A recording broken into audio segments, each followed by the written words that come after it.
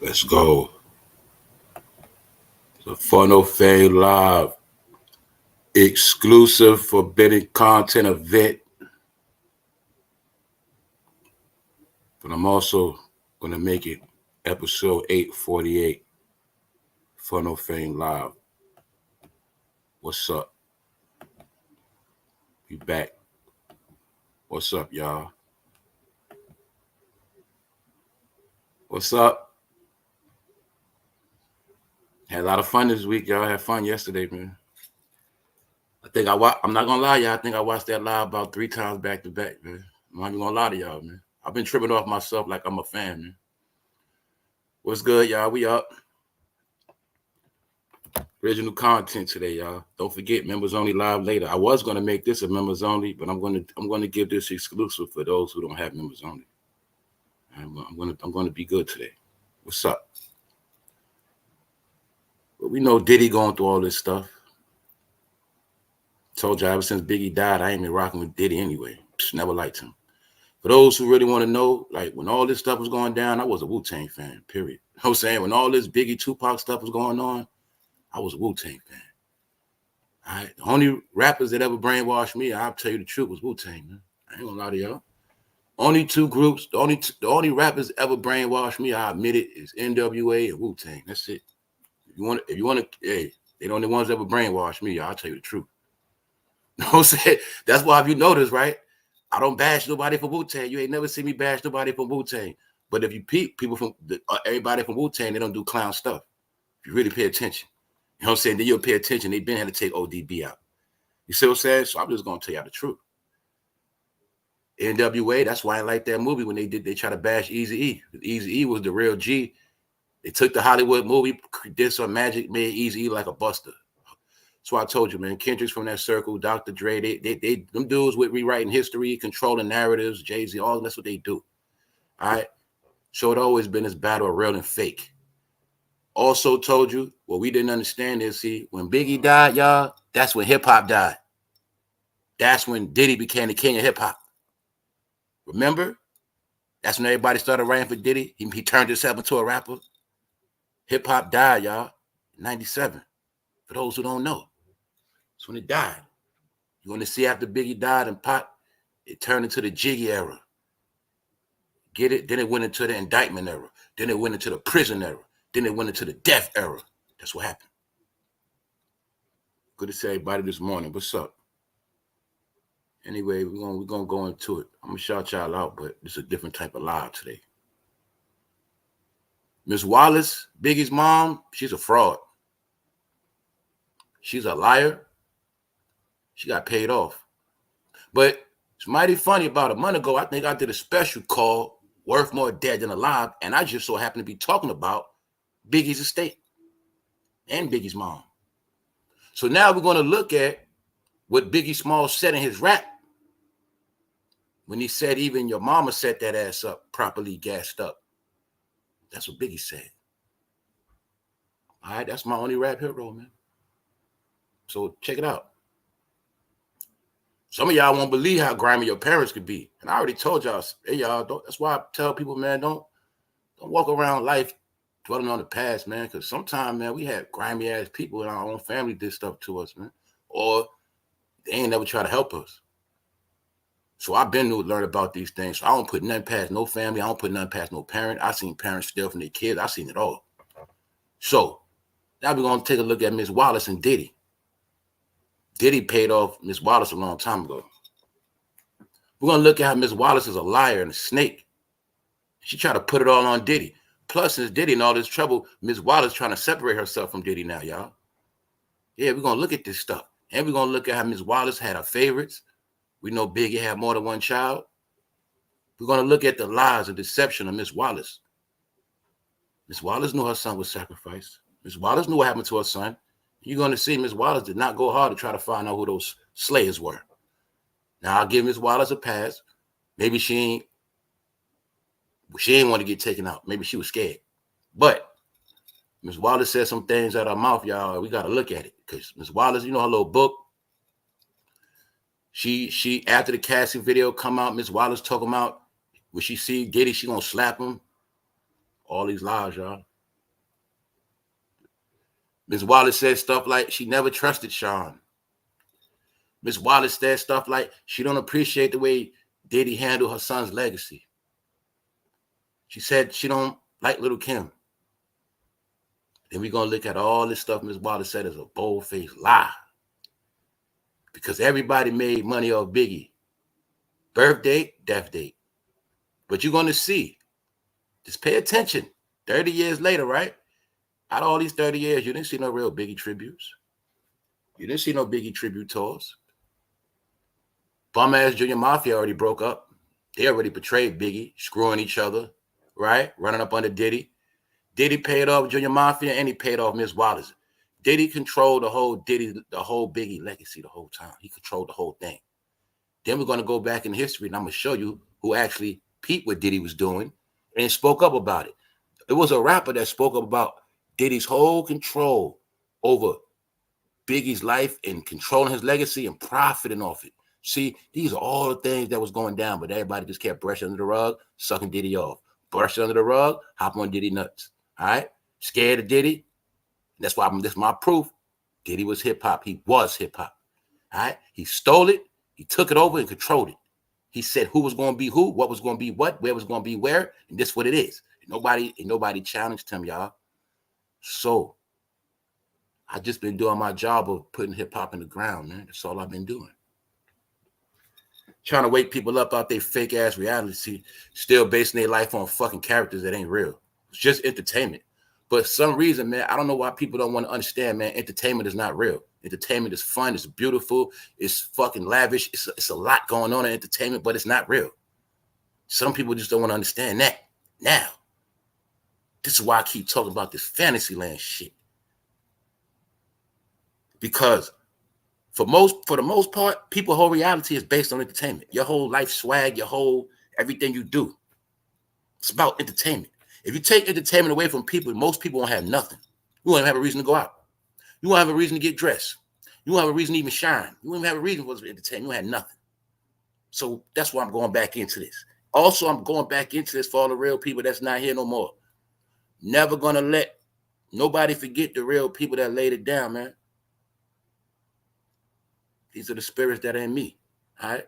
So I ain't talking about none of that other stuff. I'm just talking straight up. All right. So shout out to everybody that's here.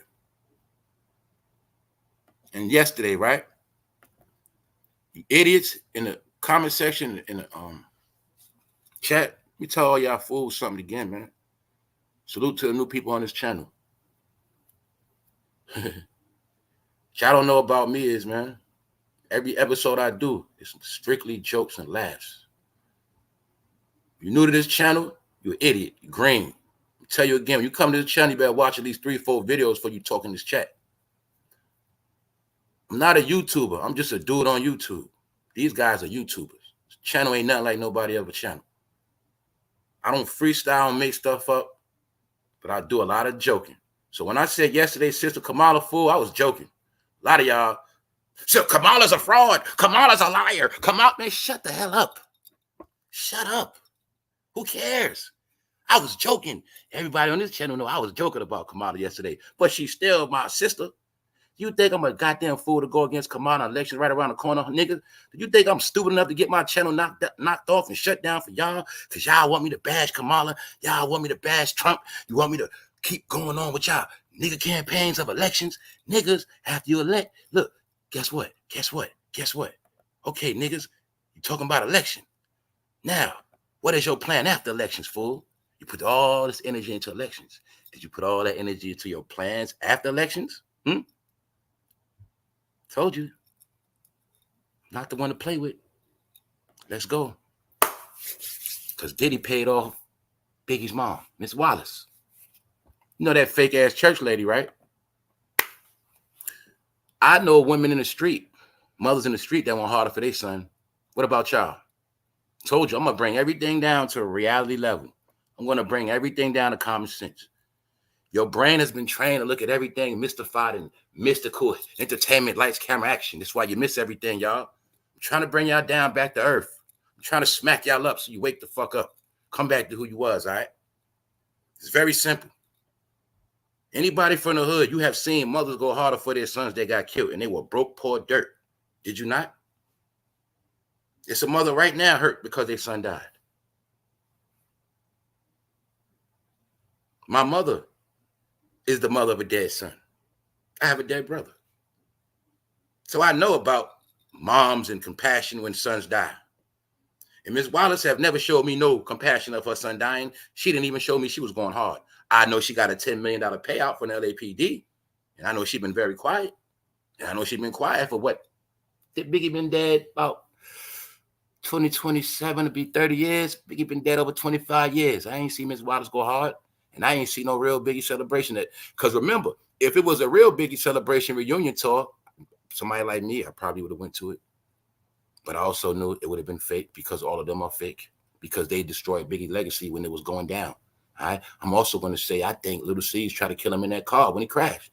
I'm also going to say I think when his homeboy shot him in the car. That's what I think. All right. That's what I think. And I feel like they try to put it all on LA, man. And I'm going to prove again. When that whole East Coast, West Coast beef was going on, man, the West Coast was the real. They was real.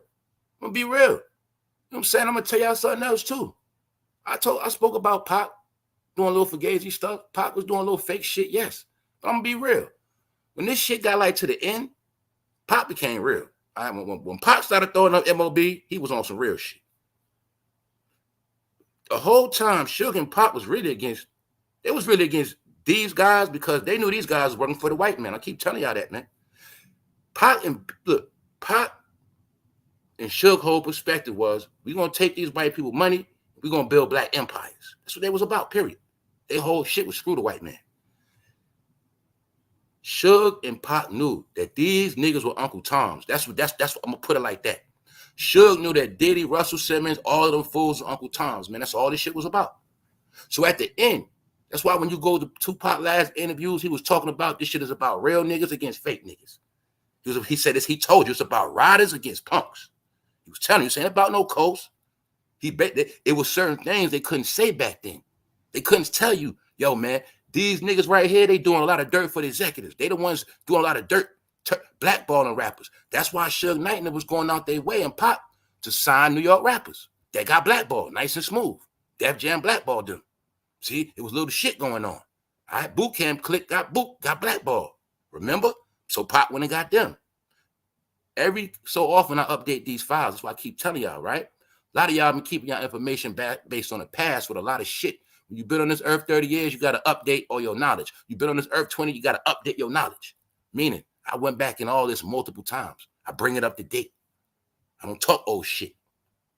The new shit is, Suge and Pop knew who these niggas was. They always playing the game. But one thing about Suge and Pop, at the end, they was riding for black people. They just was. Even we go back to the Death Row Turkey Drive, like Suge in his mind thought he was a black mafia don. He didn't. My point is Suge wasn't thinking like Uncle Tom. That's my whole point. Yes, shit, Suge did mad dirt to black people. But he didn't do a lot of dirt to black people like Diddy. Suge came to black people rescue. Suge made black people rich. Suge brought the Bloods and Crips together, put money in their pocket. All they had to get overlooked, remember? Suge put money in Bloods and Crips' pocket at an important time when the Bloods and Crips was forming truces in LA. See that? All that gets overlooked. Everything Diddy did was foul. Everything Diddy did was backstabbing, double-crossing, robbery, RAPE, violating black people, working for Clyde Davis, working for the executives, working for the industry, raping men, violating people in the fashion industry. Suge wasn't doing that. Suge wasn't doing that. Suge whole thing is if you was a punk, he was going to play you. You couldn't be around Suge. That was it. MOB, nigga. And Pyru's had that shit in order. All right? The whole shit with Diddy, they couldn't go to LA because they knew what they were scared about. They were scared of them Pyru's. Period.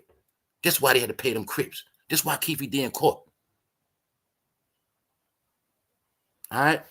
This also was a fight of the nigga kingdom before the 2000s broke out. It was about building empires. Diddy wanted to be at the top. He did whatever. And the point is, Ms. Wallace, at one point, I'm pretty sure she figured all this out. Ms. Wallace ain't as innocent as everybody thought she was. Ms. Wallace just played her role in the movie. Ms. Wallace know what happened to her son. And if she don't know, she know goddamn well Diddy and them had something to do with it. Now, let's use our brain. Did Biggie ever promote a beef? Did Biggie ever promote the death row beef? Did Biggie ever torment the West Coast? Biggie really had love for the West Coast. Remember he went out there? You see, this is what I kept telling y'all. When I was talking in the episodes, I told you, man, we always had love for the West Coast. So I know Biggie loved West Coast in his heart for real, man. I know he did. Because we grew up off West Coast as well. All right? So I know Biggie really did love the West Coast. It was Diddy that was the troublemaker. Then you got to understand, back then, the white man did not want New York and Cali to ever come together. The most powerfulest thing that could have overthrew this country was if New York and Los Angeles would have came together and united all the coasts and everywhere in between. See, the powers that be knew this. It was bigger than rap. It was bigger than us. I went into all of this. How the conspiracy to lock and kill all black men was set into play. It was under the crime bill. The crime bill was pushed through the East Coast, West Coast beef.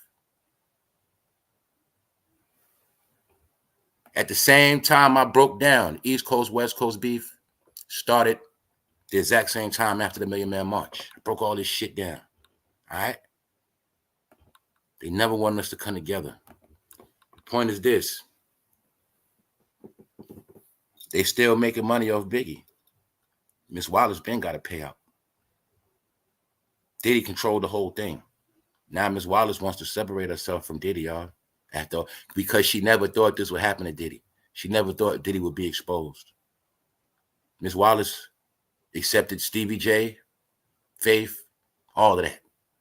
Years after Biggie's dead. Years after. Never said a word. Never said a word. Never said nothing. You feel me? Told you, man, we're not in fantasy land no more, man. All right? Let's go. Miss Wallace, man. Miss Wallace is human like everybody else. Miss Wallace grew up how she grew up. She grew up in Brooklyn. She know how the Brooklyn streets is. She was a single mom. She was vulnerable. Who's to say Miss Wallace wasn't a piece of shit that couldn't keep a man? Who knows? Who fucking knows? But I know one thing. Miss Wallace took some money. I can look at this picture from Miss Wallace. I see the lipstick, the makeup. See, ladies, that's nothing new. Just change the style up a little bit. Braids, still the same. Ain't nothing new, ladies. Braids, makeup, ain't nothing new. It just changed a little bit.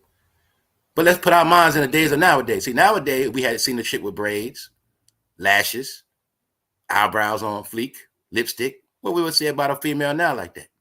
Well, let's just say back then, maybe Miss Wallace was like a bad chick. You know, maybe she was into looking, maybe Miss Wallace was into beauty when she was young.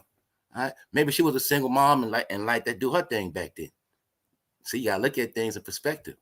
Our brain has been trained to look at Miss Wallace as the old lady, the church lady. Get it? Miss Wallace got on lipstick and some more shit. Makeup, you get it? Nah.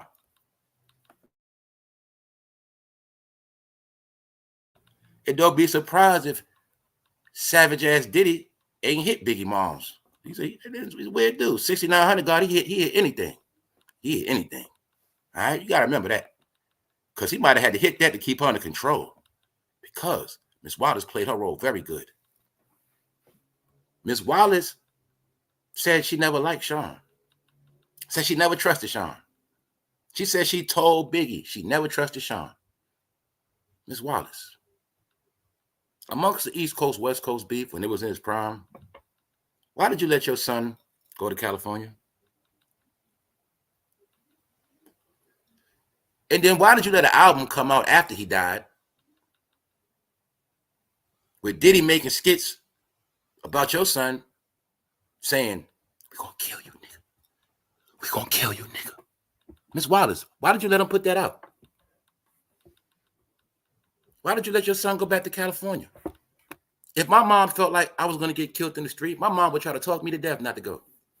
My mom talked me out of a lot of stuff before. She did. Miss Wallace, why you didn't talk your son out of this? And we're also going to get into the movie that you sanctioned and got paid off for too. And the movie is what created all the fake narratives for the whole Biggie story. It was damage control. The Biggie movie was damage control for all the key players. That's all it was. Fake narratives. Little Kim called him before he died. Fugazi. It was conspiring against this man. See, I knew a whole lot about all this Biggie stuff, me and my people. When Gene Deal came on his YouTube, he confirmed a lot of shit we already knew. That's why I've been knew Gene Deal was no liar, because I was listening to every word out of his mouth. When it came to this Biggie stuff, Gene Deal ain't tell no lies, man.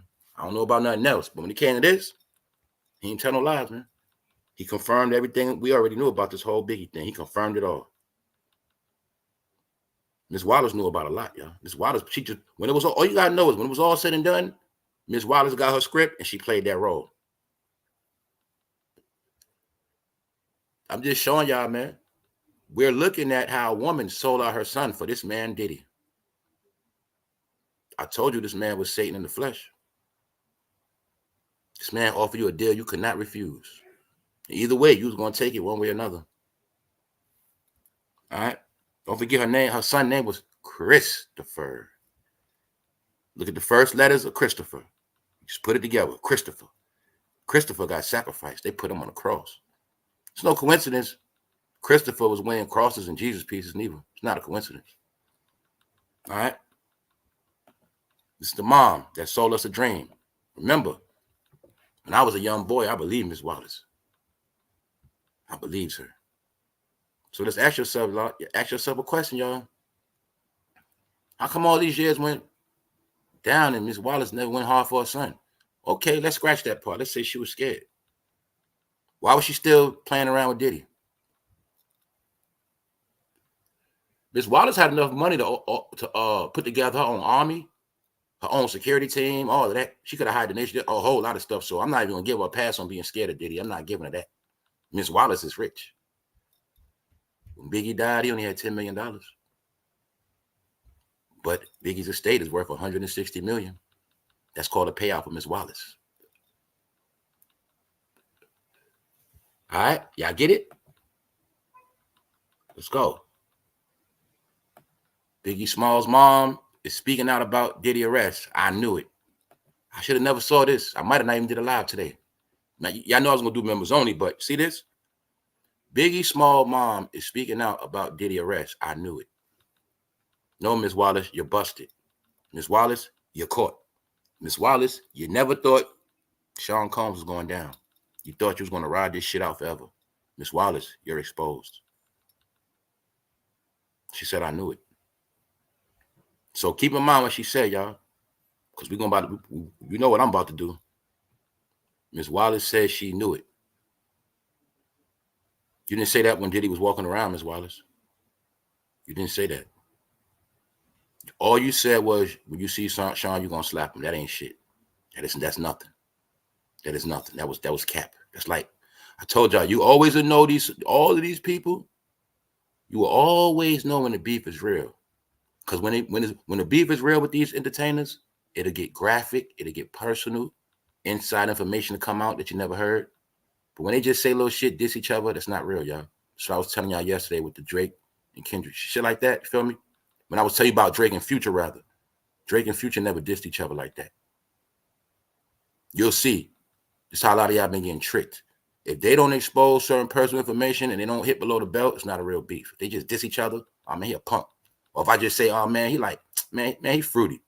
That's not real beef. That's just slander campaign. That's just a little dissing each other. See that? So Ms. Wallace said, I slapped Sean. That shit wasn't real. When she said this right here, I knew it. That's not real. It's not real, Ms. Wallace. Meanwhile, she said, I told Biggie, don't trust Sean. She said she told Biggie that when he was alive, y'all. Biggie said your mama set that ass up properly, gassed up. And I know for a fact, Diddy gassed up Biggie's mom after death. All right? It's facts. These are facts. Actual facts. Ms. Wallace played a role. She said she knew it. She said she told her son, don't trust Diddy. Does it look like that in this picture?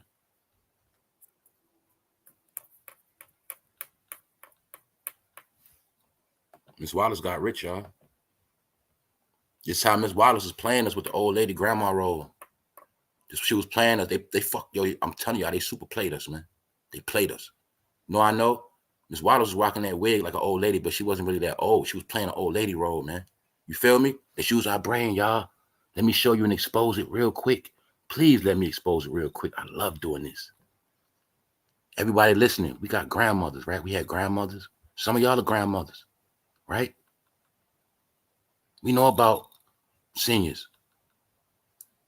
Now, when somebody older puts on the wig, do they not try to look younger or do they try to look older? When somebody's a senior puts on the wig, do they put on an all-black wig? Do they put on color wigs or do they put on gray wigs?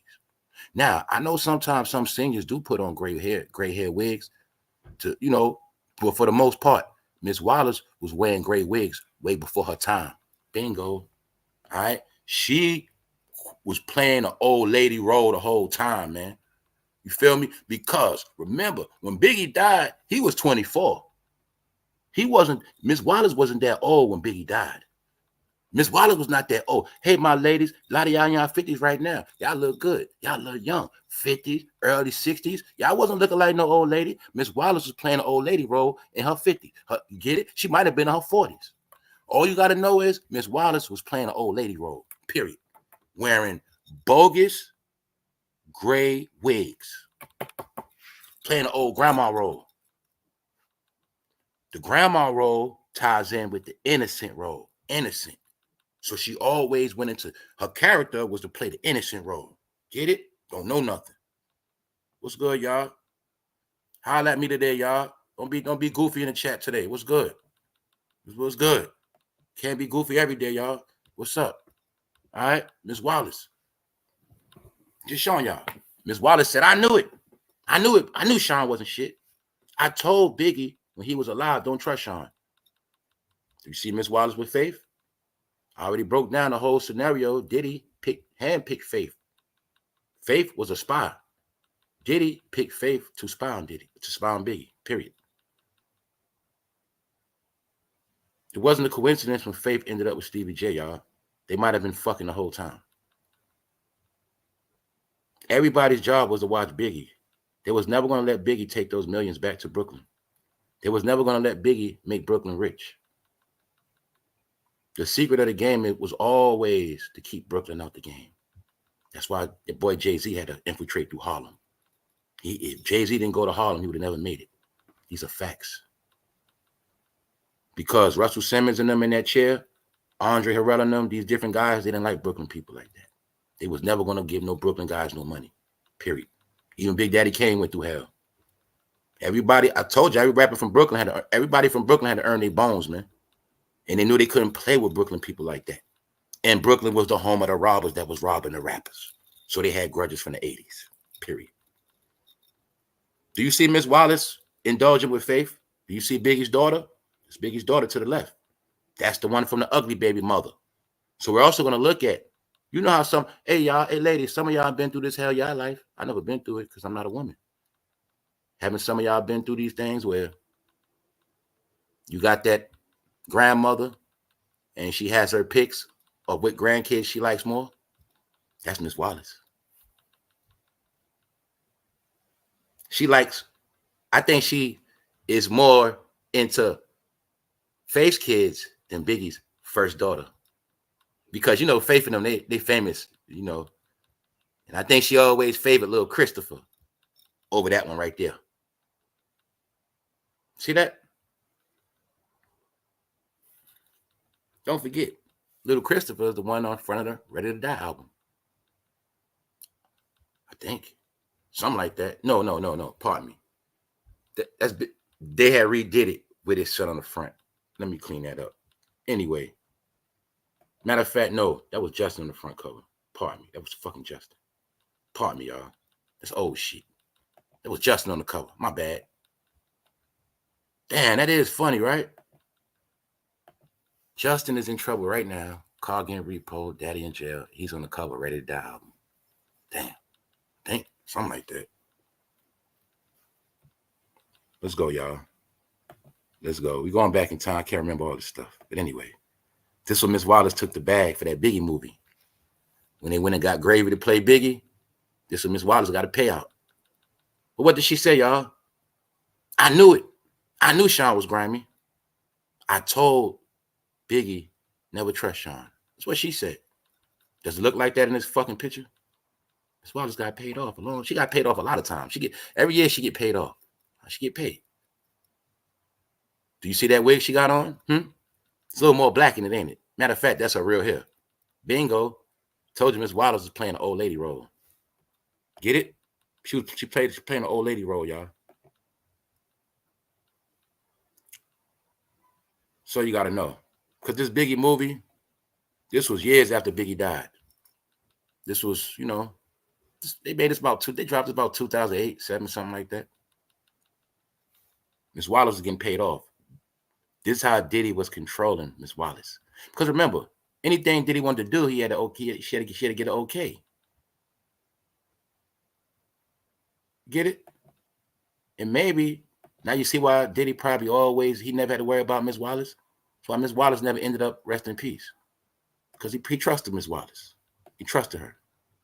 So I tell you, man, don't be surprised if when Biggie died, Diddy ain't make Miss Wallace his side piece. Don't get it twisted. He's a grimy, shiesty dude. Did we not accuse him of maybe screwing his fake mother, his mother? I don't put nothing past this dude. Miss Wallace, single mother, Diddy could have had to put in work every month to keep her quiet. Not Miss Wallace socks off every now and then and keep her account loaded. Some of y'all, man. That's how I think. Nothing get past me. See Miss Wallace? Bingo. Did you see Miss Wallace convert back into a younger woman? Did you see now what I was telling y'all? See Miss Wallace minked out, shining Hollywood status? Miss Wallace will be around Hollywood. She'll be the real Miss Wallace when we ain't looking. But when it's time to go on the Biggie mom role, go on the old lady role. Bingo. Told you, man. Y'all know the game. See, tell you, man, when we all this stuff going on, you don't pay attention. We slow it all down. The game is over. Go back into it. Bring out more facts. That's right. This ain't old facts. I'll give you the new shit, y'all. Update. Live documentary. Forbidden content, right? See that? Don't Miss Wallace look young and jazzy right there? She ain't playing the old lady role. It's not cool to play the old lady role when you walking on when you with Mary. Old lady role, y'all. Miss Wallace been getting paid off. Let's say it again. She said when she sees Sean, she gonna slap him. She said, I knew it. I knew Sean was grimy. She said when Biggie was alive, she told him never trust Sean. Do you believe that? Let's go. Shout out to everybody that's up this morning. Forbidden Content Special, aka 4 No Fame Live, episode 848. This Biggie's first baby mother, his real baby mama.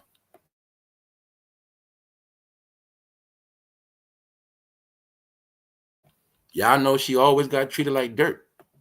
Y'all know this. Another sidebar. Look how old YouTube is, man. See that? 12 years ago? You see how people still on YouTube every day doing nothing? YouTube old, y'all. This woman been crying, screaming out. Nobody cares because she's not Faith. This is how we should know what type of grandmother Miss Wallace was. This is the mother of Biggie's first child. But they had to fight and scratch for everything.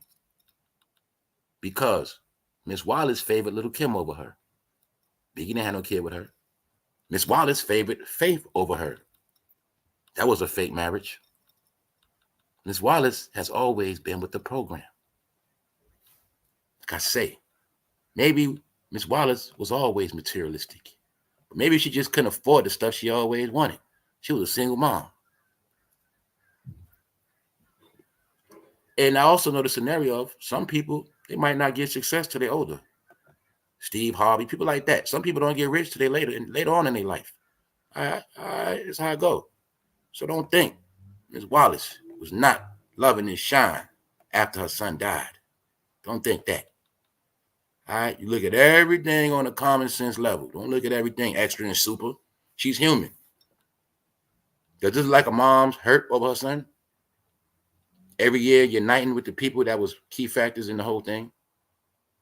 Not Mary. But they was using Mary in the beginning to go visit Tupac and them. They were using Mary and Faith. Mary and Faith was going back and forth. Yes, they were. Never forget. Suge Knight and Diddy, don't never forget. They worked together in the early 90s with Mary. Don't ever forget that. So when I told y'all that sidebar, I said, yo, y'all, Diddy was in LA before Kendrick was born. Diddy was in LA when Kendrick was in diapers. That's what I was talking about, idiots. Y'all forget that Diddy was in L.A. when he was with Jodeci and Mary J. Blige and Suge Knight. Told you, man. Let's go. Miss Wallace treats them like doo-doo. I guess because she's dark-skinned and she looks like her. I don't know. Treated them like dirt, his first child. I think their ass is still in Brooklyn, New York to this day. I don't know. And I don't know why the hell they're still in New York. Point is this. They had to fight, scratch, and claw for everything. So you'll see Granny had her favorites. But she said she never trusted Sean. Miss Wallace, you're just talking now because Sean is exposed, Miss Wallace. This is Biggie's first daughter, y'all. His first baby mother. She lost weight, y'all. But you'll see they just regular, live a regular life. You know, his daughter's straight. But the point is, man, they always kept his other baby mother in the background, treated like dirt, like doo-doo. That's because of Miss Wallace. Miss Wallace had her favorites. Miss Wallace had to what? Play her role. Because, see, remember, it's not cool for Miss Wallace to be there, the grandmother, her. She got to be the celebrity grandmother, the celebrity mom, remember? So she deals with the celebrity grandmother status. That's what Miss Wallace likes. See that? Even though this woman right here is the start of the whole beef. She was the main culprit in the whole beef. She brought Biggie all the disrespect. She is the one that embarrassed Biggie. She is the one that tried to ruin his legacy. So that's why Biggie trolled her ass in the video, get money, and put Charlie Baltimore in the video. Because they was trolling back then. He was trolling Faith. Biggie didn't respond to that. Did Biggie respond? Another question, y'all. How we know Biggie didn't peep the whole play when the shit was going down? How we know when all this shit was going down, how we know? That's why I keep telling y'all, man, y'all just stupid rap fans and stupid rap idiots, man. I ain't trying to diss nobody. That just be like how all these years go by and everybody keep making all this Tupac Biggie shit. You feel me? Yeah, that's why, man. See, y'all understand, man. We real Brooklyn like that. When this was going down in real time, we was in the loop. All right, I seen this man's career start off, man. The point is this. How y'all know one day Biggie wasn't just sitting back, smoking a blunt, just vibing out one day, just seeing through everybody? You know what I'm saying? He could have been just one day by himself, smoking a blunt, just sizing everybody up. Like, yo, all of these clowns fugazi, all of them are frauds. He could have been sitting back one day, like, yo, I ain't feeling Diddy like that. Yo, I think this nigga sent Faith at me. Yo, I ain't feeling him like that. Why I'm in this beef like this? Biggie could have been peeped these niggas out. We don't know that, do we? Then we keep hearing about Biggie was trying to get away. How we know Biggie ain't been Pete Game? How we know Biggie ain't been G-Check P. Diddy? How we know that? That's why we're going back into the night of the vibe party. See Stevie J? See Diddy? You're going to see this night. They was fraud the whole night. I'm going to say Diddy was in costume mode. I'm going to say Diddy knew what was going down that night. Looked like Diddy had on funeral clothes, a funeral hat. Biggie didn't know what was going on. I think Stevie J did. The vibe party, Cali. Couldn't do it in New York. It wouldn't have worked. It wouldn't have worked. Miss Wallace, you told Biggie never trust Sean. So why did you let Christopher go with Sean to California? Why didn't you go with him, Miss Wallace? You can see Biggie was naive, man. But you're also going to see Diddy was playing a fake role that night. Told y'all, man. Playing a fake role. I know snakes when I see him. See Biggie's best friend to the right with the yellow shirt, D-Rock? His head is not down for no reason. How the hell is the picture being taken? The man got his head down. That's on purpose, y'all. He knew what he was doing. He knew what was going down that night. He was scared. And I'm going to say it. I think he shot Biggie in that car. I think he did it. That's what I think. I think he finished Biggie off. He knew he had to do it that night. When you're looking at D-Rock now, does he look like he knew that car was going to get shot up that night? Do he look like he knew something was going to go down that night? Even though he got on Biggie's other chain, too. Both of them Jesus pieces was Biggie chains. He got on Biggie's other chain. Does D-Rock with that yellow shirt on look like he knew something's going down that night? And look at Stevie J, the booty bandit. Look how everybody's around Biggie. Miss Wallace said she never trusted Sean. That's what she said. Miss Wallace, you ain't had no faith.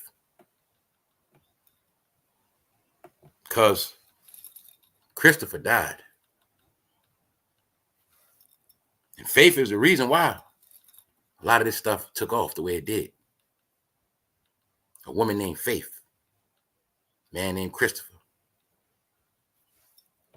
Anyway, that's what Miss Wallace said, right? Faith was sent by Diddy. Diddy always controlled Faith. She was a spy to control Biggie. Then you're gonna see when it's all said and done, you're gonna see Faith brought him all the drama. Faith brought him a lot of drama. All right, and then afterwards, Faith showed her ass, showed her true colors. All right, so we're supposed to believe these shots killed Biggie. They off Biggie.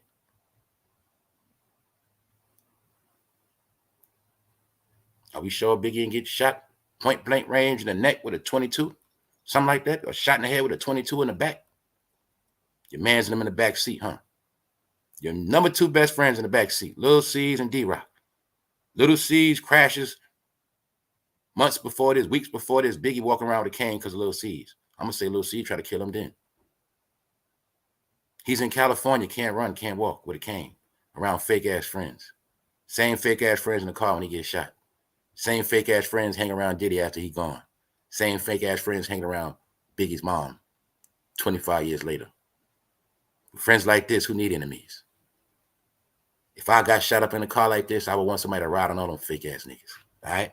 Don't let them live, yo. Don't let them live. Don't let them live, bro. All right? Because we watching this movie. Suburbans are very strong. Do you believe those bullets that hit that door took Biggie out with all that fat? I'm walking around with bullets in me right now.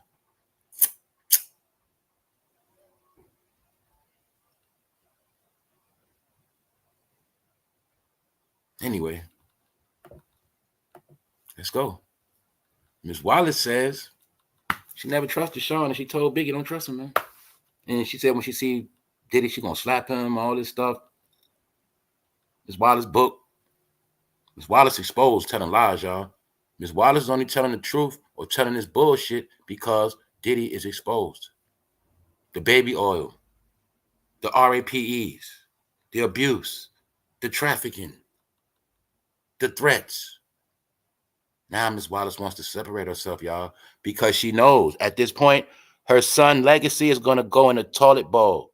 Her son's legacy is already in the trash, but now it's really finished because she let a punk named Sean control her son's legacy.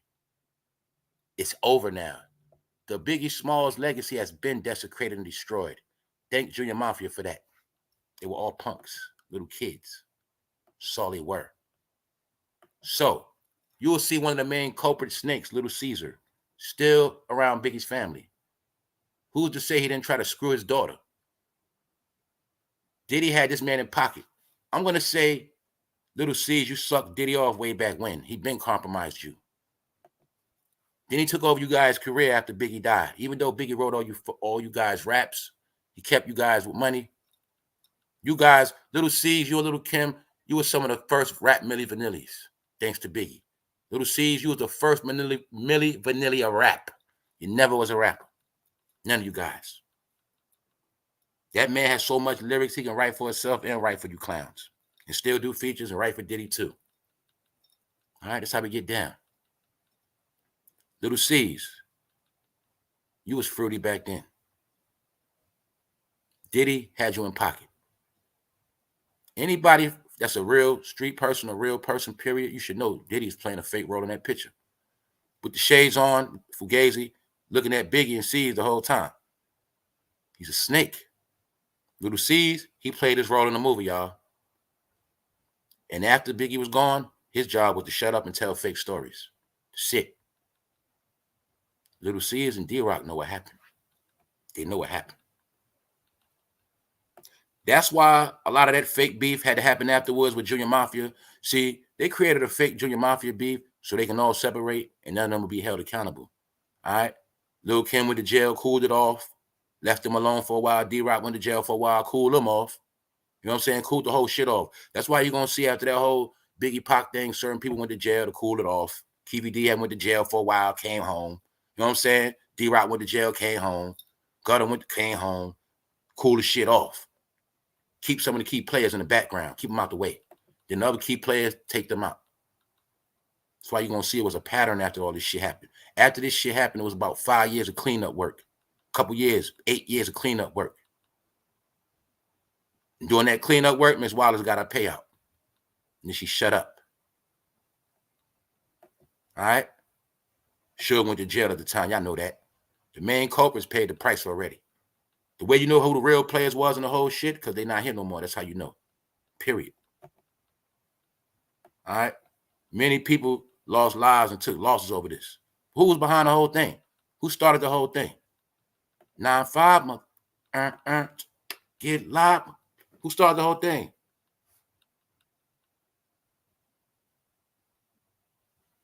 But Miss Wallace said she never trusted Sean. So why did you let Biggie go to Cali, Miss Wallace? Why did you still deal with Diddy after the fact?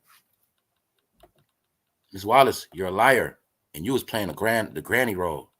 Do you see Miss Wallace purposely picking out grandma wigs? Did you see Miss Wallace purposely picking out church lady wigs for certain events? Then for certain events, Miss Wallace would get on fleek on your ass. All right? Straight up.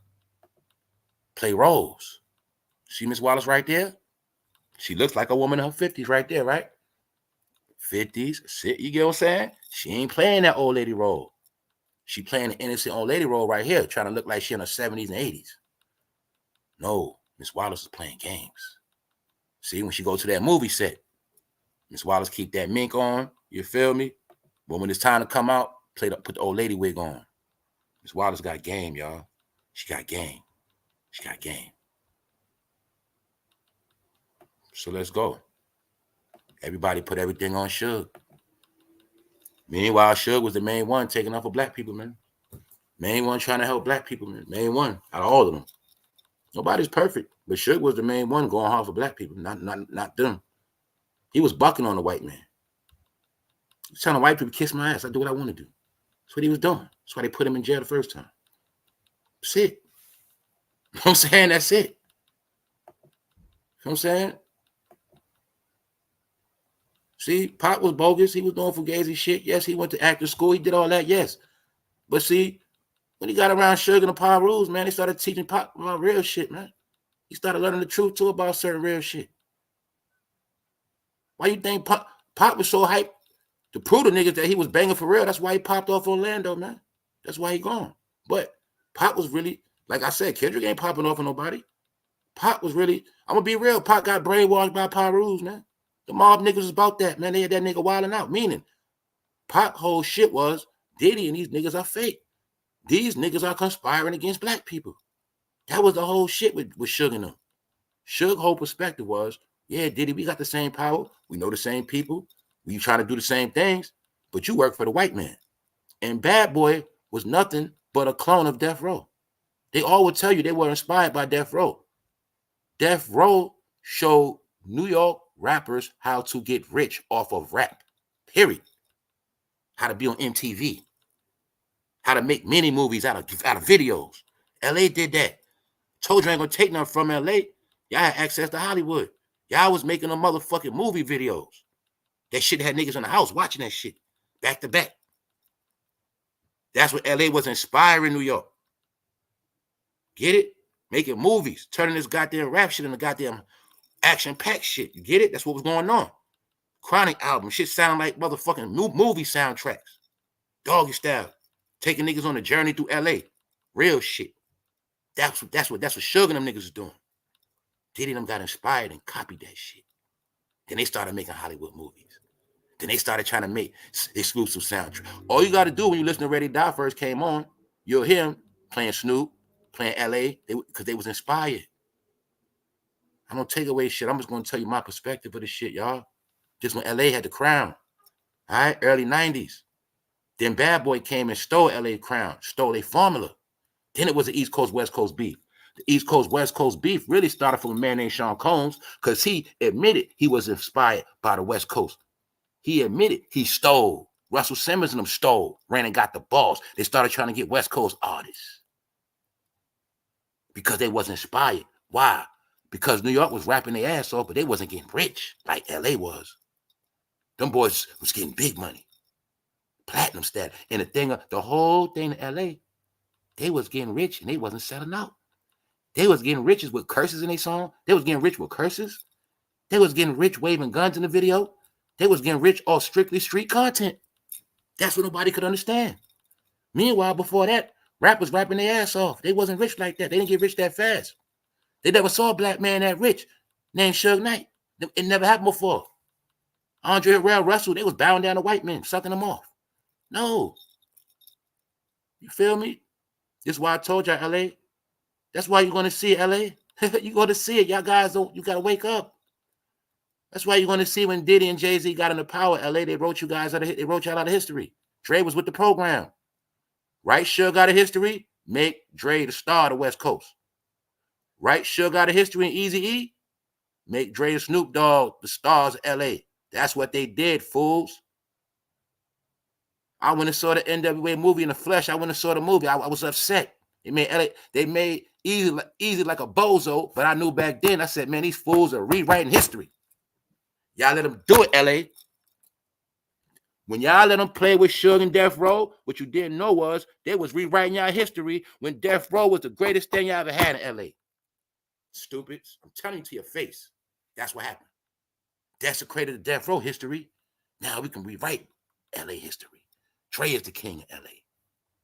50 years when we all dead, Suge was the bad guy, Dre was the king. You're not futuristic, people. You never look at you never look ahead. Death Row was the real black empire of hip-hop. Straight up. That's why you never seen another Death Row again in your life. You just seen knockoff versions. You ain't seen no label, no black man do what he want to do, make another black man rich. Put out an artist, go 6-time platinum quick. Rich. Riding in Bentleys back then. Doing what he want to do back then. Got the gang in pocket back then.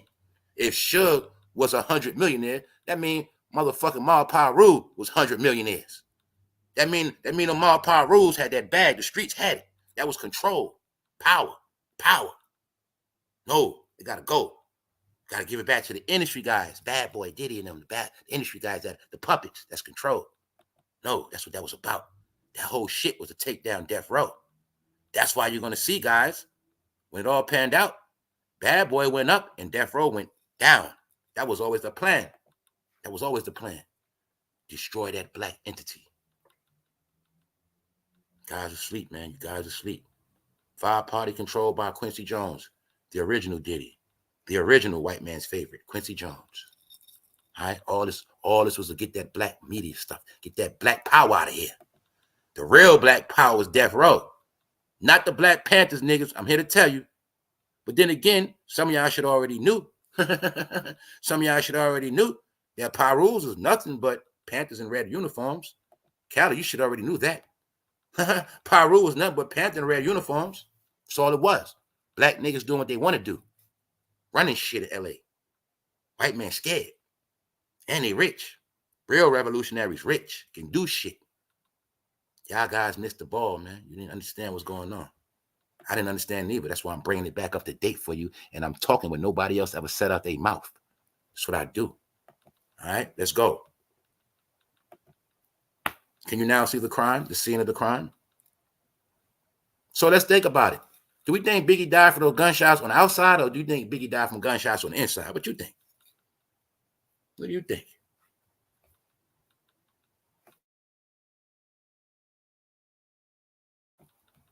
Anyway, you will clearly see after Biggie died, the movie started.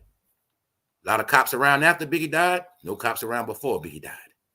Oh, damn. Then again, somebody hit the goddamn fire escape. Somebody hit the fire alarm. Everybody had to come outside unannounced. 1 minute they all chilling, even though you can see Diddy knows it's an act. Diddy already knew they was going to pull that fire alarm. He already knew that. Faking, faking, faking, faking, faking. Them niggas knew that alarm was gonna get pulled. Chiefy D in the party. Get it? They said Aaliyah was there too. All of them was in the party, y'all. And you'll see something else too, y'all. If you notice, to this day, a lot of people that was there still don't say they was there. This is what I kept telling a lot of you pickleheads. Y'all been watching interviews on the internet for 20 years straight, but it is so many things happen that so many rappers and singers did not even talk about. Why? Because they're not allowed to ask the questions. You watch Drink Champs for how many episodes, assholes? What real insight did you ever get off Drink Champs one time? All this shit that happened in the game. Why nobody never fucking asked Jay-Z? Yo, Jay-Z, why did Pac say your name? You niggas are dumb. That's why I don't deal with y'all. So many, y'all watch so many interviews, so many shit on the internet. Thank you very much. So much shit happened. So many questions were avoided. So many key players were left out, and you still didn't notice it. Watching the same shit over and over again. You'll watch a nigga on 5 platforms, 10, 20 years straight. You see him on Hot 97, Breakfast Club. You niggas are idiots. Still never asked no key questions. Yo, Jay-Z, why was your name in that whole thing? Hey, Faith, why was you and Mary going to see Pac back then? See what I'm saying? This is why I kept telling you rap is trash to me. It always been trash. I knew the truth back then. All I seen was a lot of fake shit after Biggie died, man. That's it. After Biggie died, I seen New York get fake as fuck. That's what happened. So don't play with me. All this fake shit been going on. That's why them niggas been putting up, trying to control. This nigga Diddy the whole time been controlling your fucking life. I told y'all that. After Biggie died, this nigga whole job was to control narratives and control black people reality, man, so they'll never know the truth of what happened and who he is. He never wanted you to know who he was. So he had to control everybody, everything, nigga. He controlled your reality. That's what I'm talking about. Controlled everybody's reality with fake lies, 30-year lies. That's what he did. He had to always keep the shit in order. Keep the fucking conspiracy going, meaning keep all lies covered up. Keep all key players enrolled. Keep the scripts going. That's what he did. Don't never let them know the plan was to take Suge down. Never let them know we work for the white man. Never let them know none of that. That's what Suge and Pac was screaming out once they peeped the game. Pac didn't know everything, but you got to understand something about Pac. Once he was under Power Rule, he got fully schooled. So that's why to come back and clean up a lot of that Pac stuff.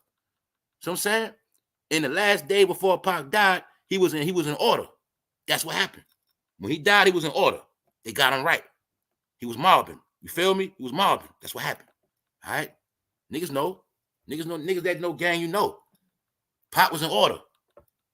That's why he had to prove himself to the homies and pop off on niggas. But he had figured it all out. They figured it out. These niggas were conspiring. And like I said, far as we know, in the middle of all this shit, Biggie could have peeped all that shit out. Because we already knew, me and my bros already knew what Biggie was doing. He was doing a double, when he was coming out with the double albums, we already knew he was trying to get out of contract. When he already had his other groups, when he had to deal with Undiz, his man from Brooklyn, we already knew he had other plans. His clothing line, he had plans back then. We knew this. Biggie Bear was trying to get away from Diddy because he could have been peeped all that shit back then. Yo, man, this nigga put faith on me. Then again, damn, he put faith on me. Next thing you know, I'm in beef over this chick. If I ain't mess with her, I would never even been in this shit over him. I'm pretty sure Biggie probably started peeping all this shit. You get it? Kept saying this man keep trying to get him to go to Cali, go to Cali. Then troll Biggie after he dead. We're going to kill you, nigga. We're going to kill you. See what I'm saying? So all the shit went on. What did Junior Mafia do? What did Junior Mafia do? Before Biggie's death, you look at that. Then you look at what did Junior Mafia do after Biggie's death. And then you see who the real Junior Mafia is. Before Biggie died, Biggie fell out with all of them. He was tired of this shit. They were dead weight. It's a reason why Biggie never wanted Kim. Nobody never figured that out. Why he never got her pregnant. Why he never wanted her. Didn't figure that out yet neither, huh? It was done with. You don't think Little Kim was mad at Biggie over Faith? Charlie Baltimore? You don't think Little Kim was mad at this man? Jealous? Hateful? Spiteful? Then you see Little Kim and Diddy was super tight after he died. Told you it was all manipulation and control, Brooklyn. They all played their role. They stayed in role, character. Me and my peoples never believe that shit. I'm real, Brooklyn, y'all. I'm saying. to the death, tatted on my back. It's always going to be that. So my whole perspective on all this is different, not no rap fan shit. I was in D&D studio, all right? I was in the studio where this man recorded Unbelievable. I wasn't there, he did it, but I know I was in the studio, he recorded it at. Facts, as a young nigga. So I know this shit. All right? Any track Premier did, I was in the studio, he did it at. I know the room Premier made them beats at, nigga. I know the room he made Illmatic at. I know the room he did them beats at. Small little room, too. My point is, this shit different for me. I'm just doing it. I'm just doing this shit for the people that know what's up. All right? And I gave Cali their clout because at this time, Cali was at the top. But you're going to see, what brought down Suge? Was it the streets? Or did that rap shit bring Suge down? Who destroyed Mom Pyru? Was it the streets? Did another gang take out Pyru? Or was that rap? Did that rap shit fuck it up? What made it hard for Compton Crip? Was it the gangs or was it that rap shit made Compton Crip hot? Rap shit, man. Rap shit is where the ages was hiding at. It was always ages in the rap game. All right? Always. Always. Remember that. Always. We just want to be regular ass rappers. We green as fuck. I had no clue. This shit bigger than lyrics and bars and hooks and beats. No. Can you see Diddy and Stevie J conspiring right there at the table being fake? Conspiring against Biggie? Hey, y'all. Let's look. Oh, I love this shit. Let's bring it all back. What the fuck is those check and white flags doing there, y'all? What the hell is those checkerboard flags doing there at the table? Let's talk about it. We know about checkerboard flaws, don't we? You see Diddy in checkerboard in black and white mode? That's the same hats they wear sometime when they go to the lodge. Diddy was a character and Biggie didn't know what was going on. He didn't know what was going on. He didn't know what was going on. Why? Because he was a rapper. He was a rapper. The rapper ain't supposed to know what's going on. The rapper just supposed to rap. All right? Miss Wallace knew that. Miss Wallace knew that. So, Miss Wallace, let's rewind it, Miss Wallace. You said, you told Biggie, never trust Sean. Diddy goes down recent, you says, I knew it. I knew it. Miss Wallace, are you sure about that? How did you feel about this, Miss Wallace? You co-signed this, Miss Wallace. Because you actually chose Faith from the beginning over Biggie's original baby mother. These are facts, Miss Wallace. These are facts. You know what I'm saying? You chose Faith over her because she wasn't famous. She wasn't famous. Plus, Miss Wallace, I know you grew up with a slave mentality in the Virgin Islands. So you was always groomed to favor fair-skinned ladies. That's what you did, Miss Wallace. You catered to her because she was more fair-skinned. That's all it was, Miss Wallace. That's all it was. You treated this woman like dirt. Even though you knew her first, even though that's your first grandchild, you treated them like straight dirt, Miss Wallace, because that wasn't the celebrity side of your grandkids. That's what you did, Miss Wallace. But, Miss Wallace, you telling us to our face that you always knew Sean was grimy. You told Diddy, you told Biggie, don't trust Sean. Miss Wallace, do you think we're going to believe that now, Miss Wallace? Do you really think we're going to believe that?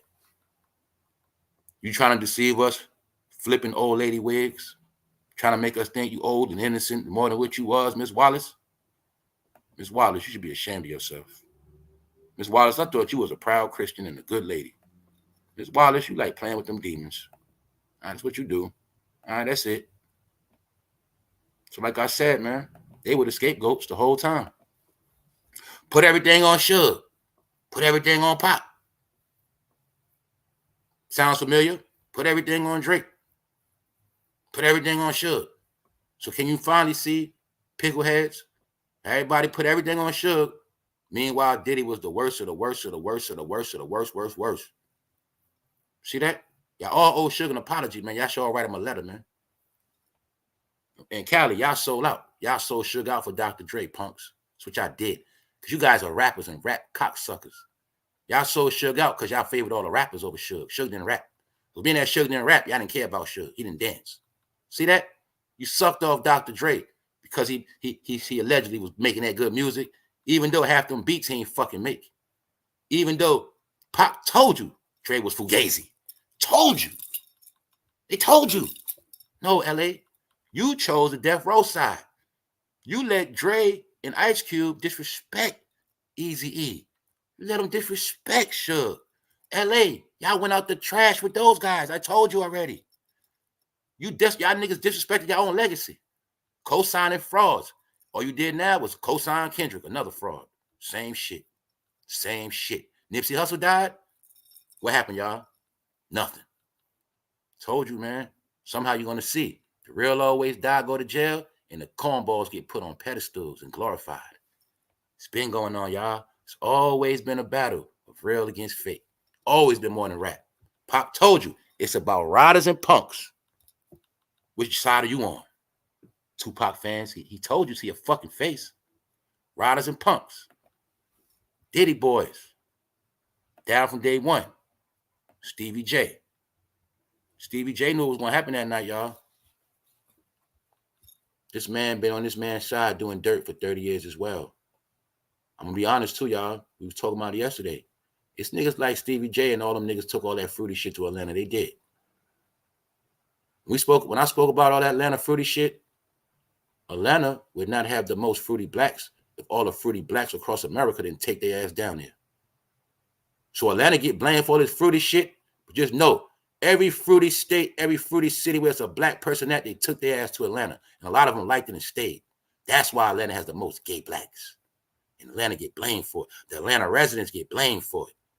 Meanwhile, the flamers go down there from New York, the flamers from Detroit, the flamers from Philly go down there, the flamers from Cali, the flamers from everywhere go to Atlanta. That's why Atlanta get the blame, the residents. Stevie J loves Atlanta. Benzino loves Atlanta. Stevie J also been grooming you guys in Atlanta to be fruity. He been grooming you guys. All right? Biggie been going to Atlanta since goddamn he first came out.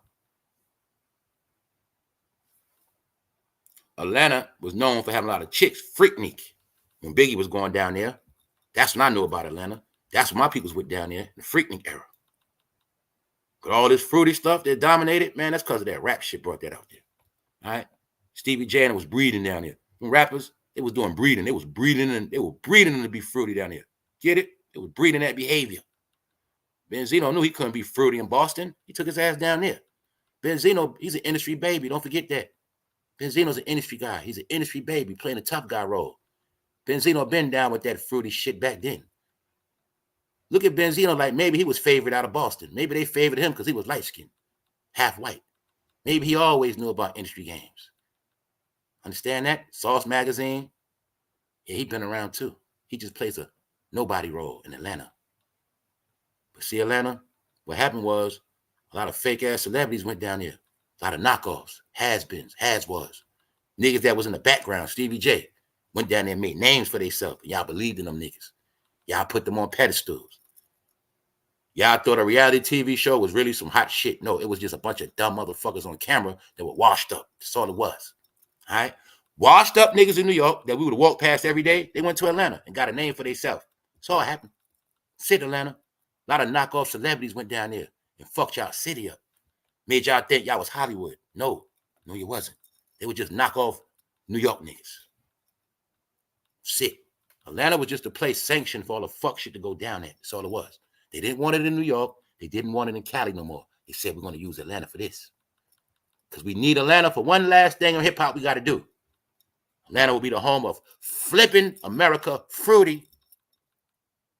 We use Chicago to make them drill rappers. We use New York to make everybody rappers. We use Cali to make everybody gangbangers. We're going to use Atlanta to make all of them fruity. That's what they did. The fruity program was sanctioned to take place in Atlanta.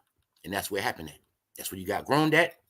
Everything you're seeing of the grooming came out of Atlanta because the industry said, this is the playground we're going to use to breed all of these guys that love rap. We're going to breed them all to be gay.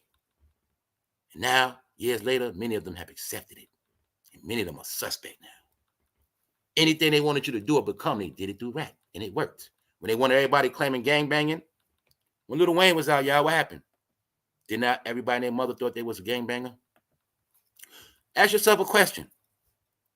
When Jim Jones and Lil Wayne was running around, Crip, Snoop Dogg, remember everybody was flagging at one point wearing Dickie suits? Ask yourself, what happened to all of that? What happened to all that gangbang shit? Why everybody that was waving flags on their head, what happened to that? No, guys, that's just because the industry wanted everybody to gangbang. So the industry wanted everybody to gangbang, so all the rappers were gangbanging. All right, they were the cartoon characters gangbanging, and they made you gangbang. Then when the gangbang program over, shut it down. We'll make them fruity now. And you became fruity after that. All right, the gangbangers put on tight clothes, you put on tight clothes. You always been programmed through rap, always. All right, understand that, hip hop fans. You always been in control. All right. Now you're gonna wait now till they make up a new style. When they make up a new style, no agenda, you're gonna do that. That's how it works. Your life always been in control with this shit. And who been controlling rap? Diddy. Sick. That's why you was a Ciroc boy, all that. Let's go. Because Stevie J, he been a flamer. Stevie J, we can now admit, Jocelyn was a trans the whole time.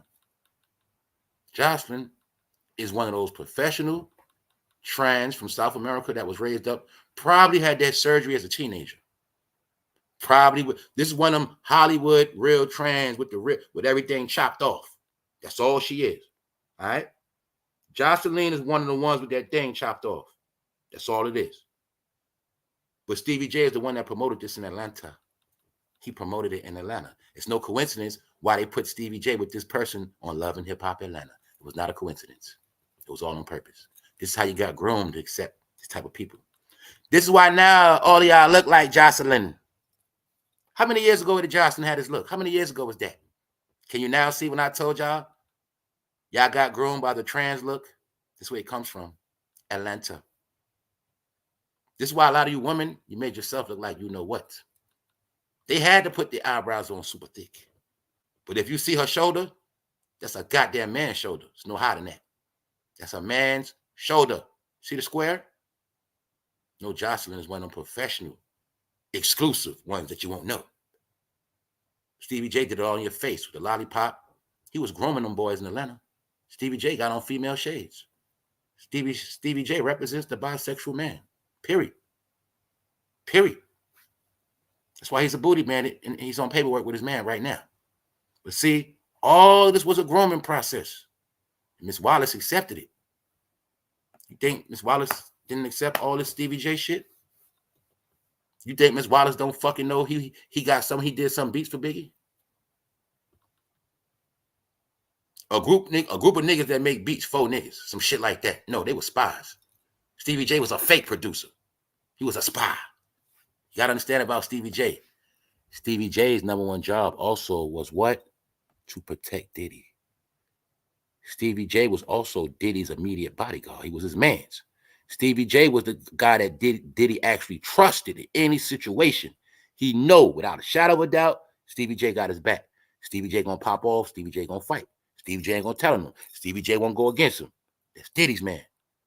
Understand that. He know without a shadow of a doubt, keep Stevie J around. See that? That's all that was. Never saw Stevie J go against him. When the shit went down, you see Stevie J went out his way. That's my man. You feel me? So I ain't gonna knock Stevie J for riding with his man. The point is, Miss Wallace knew all this shit. All right? And everybody in the industry accepted it. All right? That's it. Who else accepted Stevie J? Who else that was there that night Biggie died? Who else accepted it, y'all? Well, you should already know accepted Stevie J because this guy he was still running with Diddy and Stevie J. Who that? D-Rock. I got the same picture, the two culprits. I got Stevie J to the left. The other one that's a snake, D-Rock to the right. Biggie dies. D-Rock fucks Little Kim. Biggie dies. Stevie J fucks with Faith. Where I'm from, me and my peoples, we don't get down like that. My man's passed away, God forbid, make sure his wife's straight. Make sure his girl's straight. Never holler at her. Never do none of that. Never. Never. That's what bitch niggas do.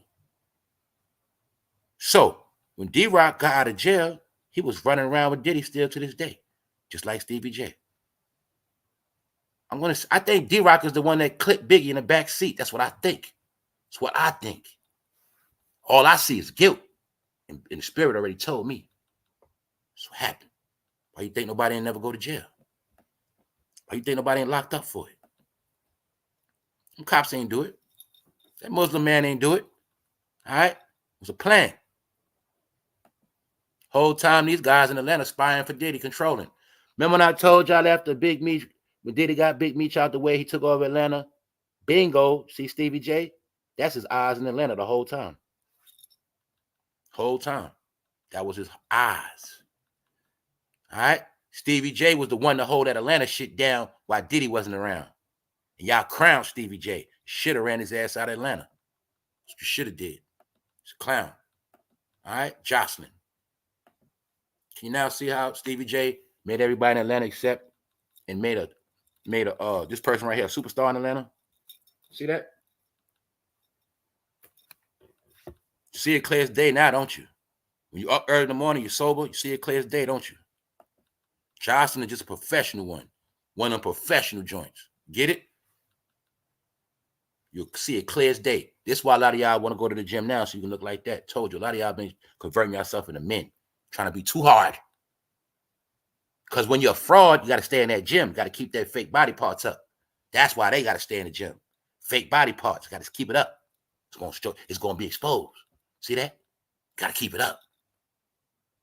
Because when they start working out, you're going to see them breasts don't sit up like that no more. You're going to see that silicone print. See them chicks with them fake asses, they got to stay in that gym till the day they die. Anybody with a fake ass body, you're going to stay in the gym till the day you die. Get that shit taken out. They're the ones that started that because they got to go to the gym. So you can't see how Stevie J played everybody in the world, in Atlanta, and then you're going to see, right, bro? You kept watching Love Hip Hop. That's why you got groomed. All right? Made it acceptable. Stevie J tricked everybody. That's right. Him and Diddy was joking on everybody the whole time. Jocelyn is a what? You know what. Then you seen Jocelyn with Rick Ross, because Rick Ross know the program. That's why. Diddy boy. All Diddy boys outright bisexual. They all knew each other. They all agree with each other. Busta Rhymes, Stevie J, Diddy. They ain't had no shame around each other. They knew what time it was. Get it? So as you see, man. Ms. Wallace, you said you didn't trust Sean. I knew it. I knew he was a piece. I told my son, don't trust Sean.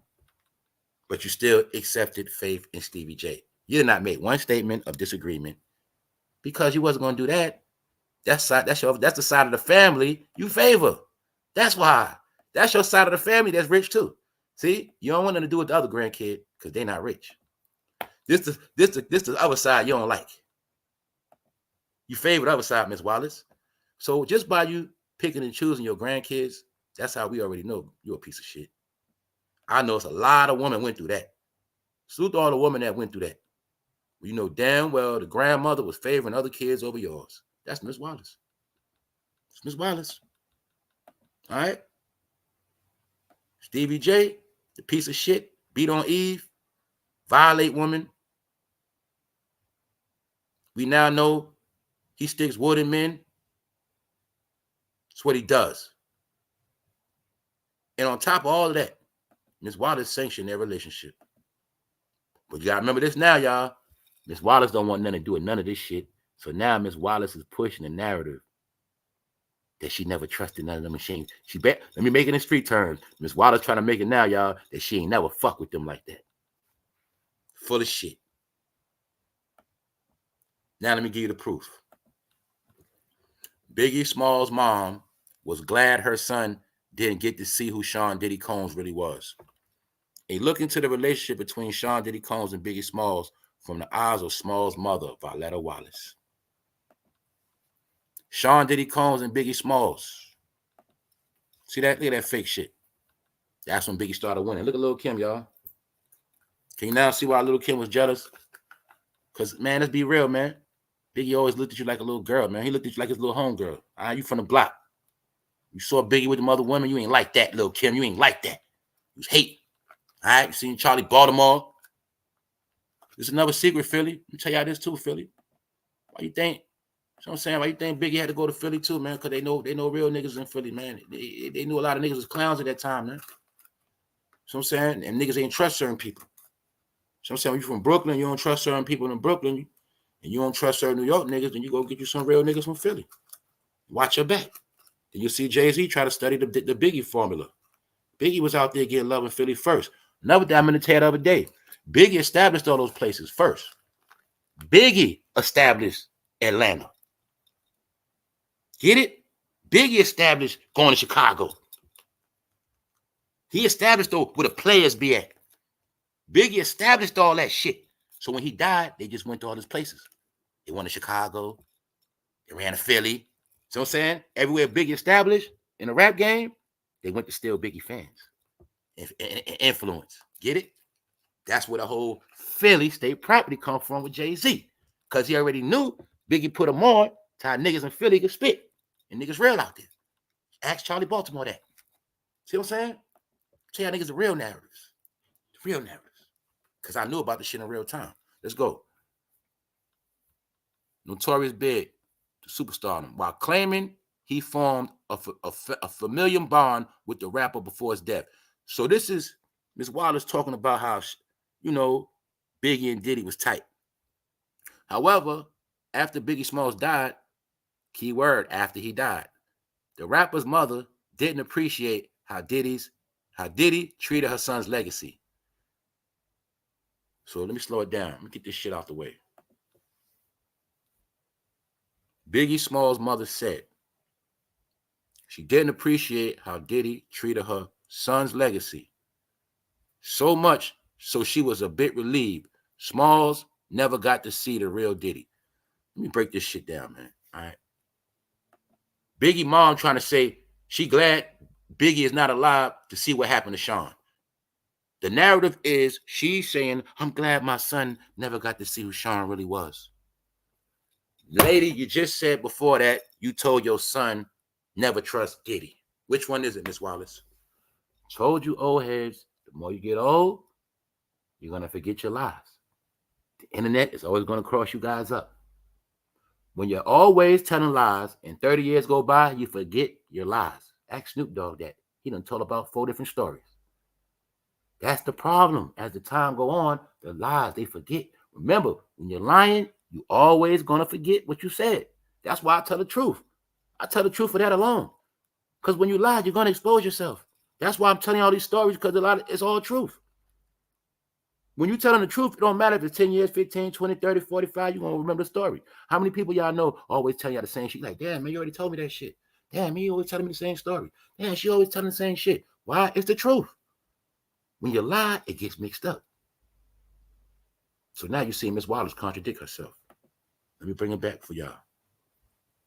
However, the rapper's mother didn't appreciate how Diddy treated her son's legacy. And she is saying she is relieved that Biggie Smalls never got to see the real Diddy. Ms. Wallace, what the hell are you talking about? I believe Sean loved my son after he was dead.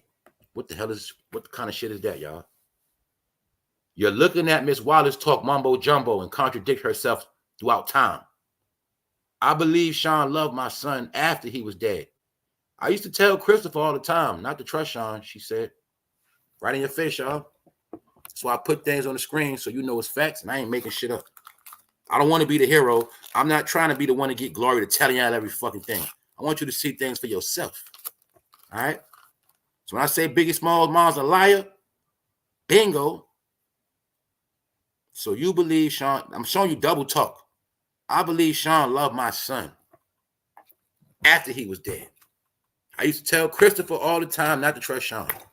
But you still let Christopher go with Sean to LA in the midst of the beef, in the midst of the drama, after Tupac shot. Ms. Wallace, how did you feel after? How do you feel now that you got $160 million? How you feel about it all now? Ms. Wallace, how come you never told us this before? Ms. Wallace, how come you never spit this out while Sean was around? Anyway, just showing y'all, Ms. Wallace playing the old grandma role on purpose, telling lies. When Ms. Wallace be around at celebrity events, she don't let you see her. She be on fleek. Do you see the younger Ms. Wallace? Can't be with Mary looking like an old lady. But when you talking to them rap fans that love Biggie, go back into grandma role, the distressed mom.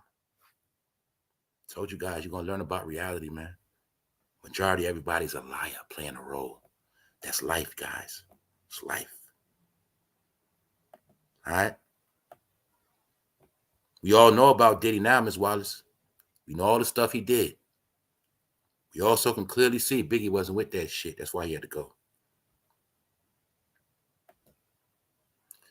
I hope that I see Sean one day, and the only thing I want to do is slap the daylights out of him. That is what she said after the fact. She only said that after the video came out with Cassie. And she also said that because she knew Diddy was on his way to jail. So Ms. Wallace is doing her own damage control. Ms. Wallace is now exposed. And Ms. Wallace, the truth is, your son's legacy is ruined. For one, it's tied in with Diddy. For two, you guys didn't control it. Because I liked him. I didn't want to believe all the awful things. But I'm so ashamed and embarrassed. Bingo. Contradiction again. Ms. Wallace just said she liked Diddy. Because I liked him. I didn't want to believe all the awful things. But I'm so ashamed and embarrassed. Ms. Wallace, you sound like the average black person that don't believe shit you tell them, that always deny the truth. Even though they'll know the truth, they'll deny it because they don't want to what? Acknowledge it. The number one game played by African Americans is not acknowledging shit. Acknowledge what you want, and shit you don't want to acknowledge, don't acknowledge that. It's called hiding under the covers and covering shit up. Niggas are the masters of that. I didn't want to believe it. But you'll believe a lie like that. Fuck y'all. Anybody who think like that, fuck you. Straight up. Let's go. Ms. Wallace for the shit. Now, let's get into Ms. Wallace talking about how she ain't like Lil' Kim like that. Ms. Wallace, boy, Ms. Wallace is vicious. Wallace didn't just aim her words at Diddy. However, she also took issue with how rapper Lil' Kim used Small's legacy, with whom Smalls had a close relationship with. She said she didn't like the way Lil' Kim had Biggie's hats and his clothes and shit. Ms. Wallace, you have been on so many events with Lil' Kim getting paid off this Biggie reunion shit. I didn't have enough time to load enough pictures up with you and Lil' Kim recent. I'm gonna spare you on this right here, Ms. Wallace. No, Ms. Wallace, it ain't about you not. It ain't about Lil' Kim. You just got your favorites. Your favorite is Faith. That's it. And she's the grimiest one, idiot. She's the main one that got your son whacked. Tupac would have never had no ammunition, Ms. Wallace, if Faith wasn't going back and forth. Tupac hit that ass. We know this. Faith still lying to this day. You see punk-ass Lil C's and Lil Sim, they were little kids. See, I told you why the industry loves super small people, because they can control them. When you study the game, you're going to see, man, all the small people had it easy, and everybody tall had to fight. You'll see it. You know what I'm saying? You'll see it. Look, they like small people. They don't intimidate them. Not even trying to be funny, y'all. See Ms. Wallace talking about she hoped she could do this and that. Ms. Wallace, this picture's from a reunion. This is what it's from. This is from a Biggie reunion. They ruined Biggie's legacy. You know what I'm going to say? They all, Junior Mafia, acted like they created a fake beef amongst Junior Mafia to keep them all separated. So they never would have to acknowledge these Biggie stories. So I'm going to say it again, pickleheads. How the hell did you let them go all these years without breaking down that whole Biggie shit that night? How did you let them go that long? Why nobody asked Lil' Kim what was the situation with her and Big before he died? How were they before he died? You know what I'm saying? Why nobody never asked all that? Why nobody ever put on the stand and ask the questions? Hey, Lil' Kim, was that stuff true about how they pumped all that nut in you after that shit? Why nobody? See, y'all got played. That's my point. They got played.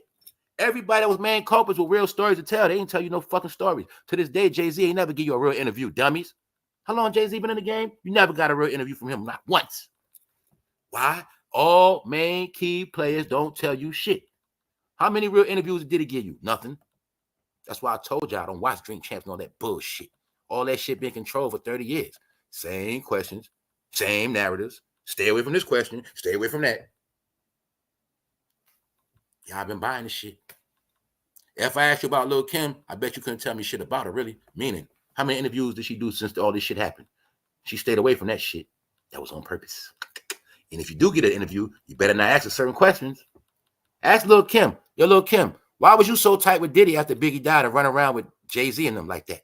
What made you and Lil C so much up under Jay-Z and Diddy ass after Biggie died? And why the fuck did you let Jay-Z make all those Biggie verses in his raps. Why did you let all that shit go, Lil Kim? Why you never said nothing? Why you never said nothing, Lil C's? Because when Biggie died, Jay-Z and Diddy became y'all fucking dads. That's what happened. Because you were two little mini-me's and y'all were real little. Y'all wasn't going to do shit. Period. Charlie Baltimore would have dusted you off, Lil Kim. You know that. So you wasn't going to do nothing anyway. Y'all had been turned y'all back on Biggie before he died. See, I'm not stupid. Biggie wasn't fucking with y'all like that. He only fucked up because of D-Rock. Diddy had already got in D-Rock's head already. He already blessed him. Blessed C's too. Lil C's, you the type of guy, man, I swing on you to this day because you a punk. Just being honest, bro. You did Biggie wrong, nigga. How the hell was you in the car when your man got murked? You was in the same car with your man when he got murked? You sure you ain't do nothing, C's? You sure you ain't hit Biggie in the side with a 2.5 real quick? You sure you ain't shoot him in the back with a little 2.2, a little Dillinger real quick? Then come out with a fake ass story after that? Okay, Lil C, you ain't had nothing to do with Biggie death. So you don't look at shit like me and others? All of us see certain things. We've been seeing Diddy might got something to do with this shit. You ain't seen none of this shit, huh, Lil C? So you don't be on the internet. You ain't got no assumption of Diddy, huh? All this time, huh? Guess what, Lil C's? Your man Diddy locked up. You ain't getting no more checks, bitch. You ain't getting no more money off this Biggie shit. No more. You niggas are done. Biggie legacy been died. You niggas been in uphold it. You didn't uphold Brooklyn either. Know why? When Biggie died, I ain't hear about no gunshots going off once. I ain't hear about nobody getting pistol whipped after Biggie died. You niggas been out of Brooklyn for me. That's a joke.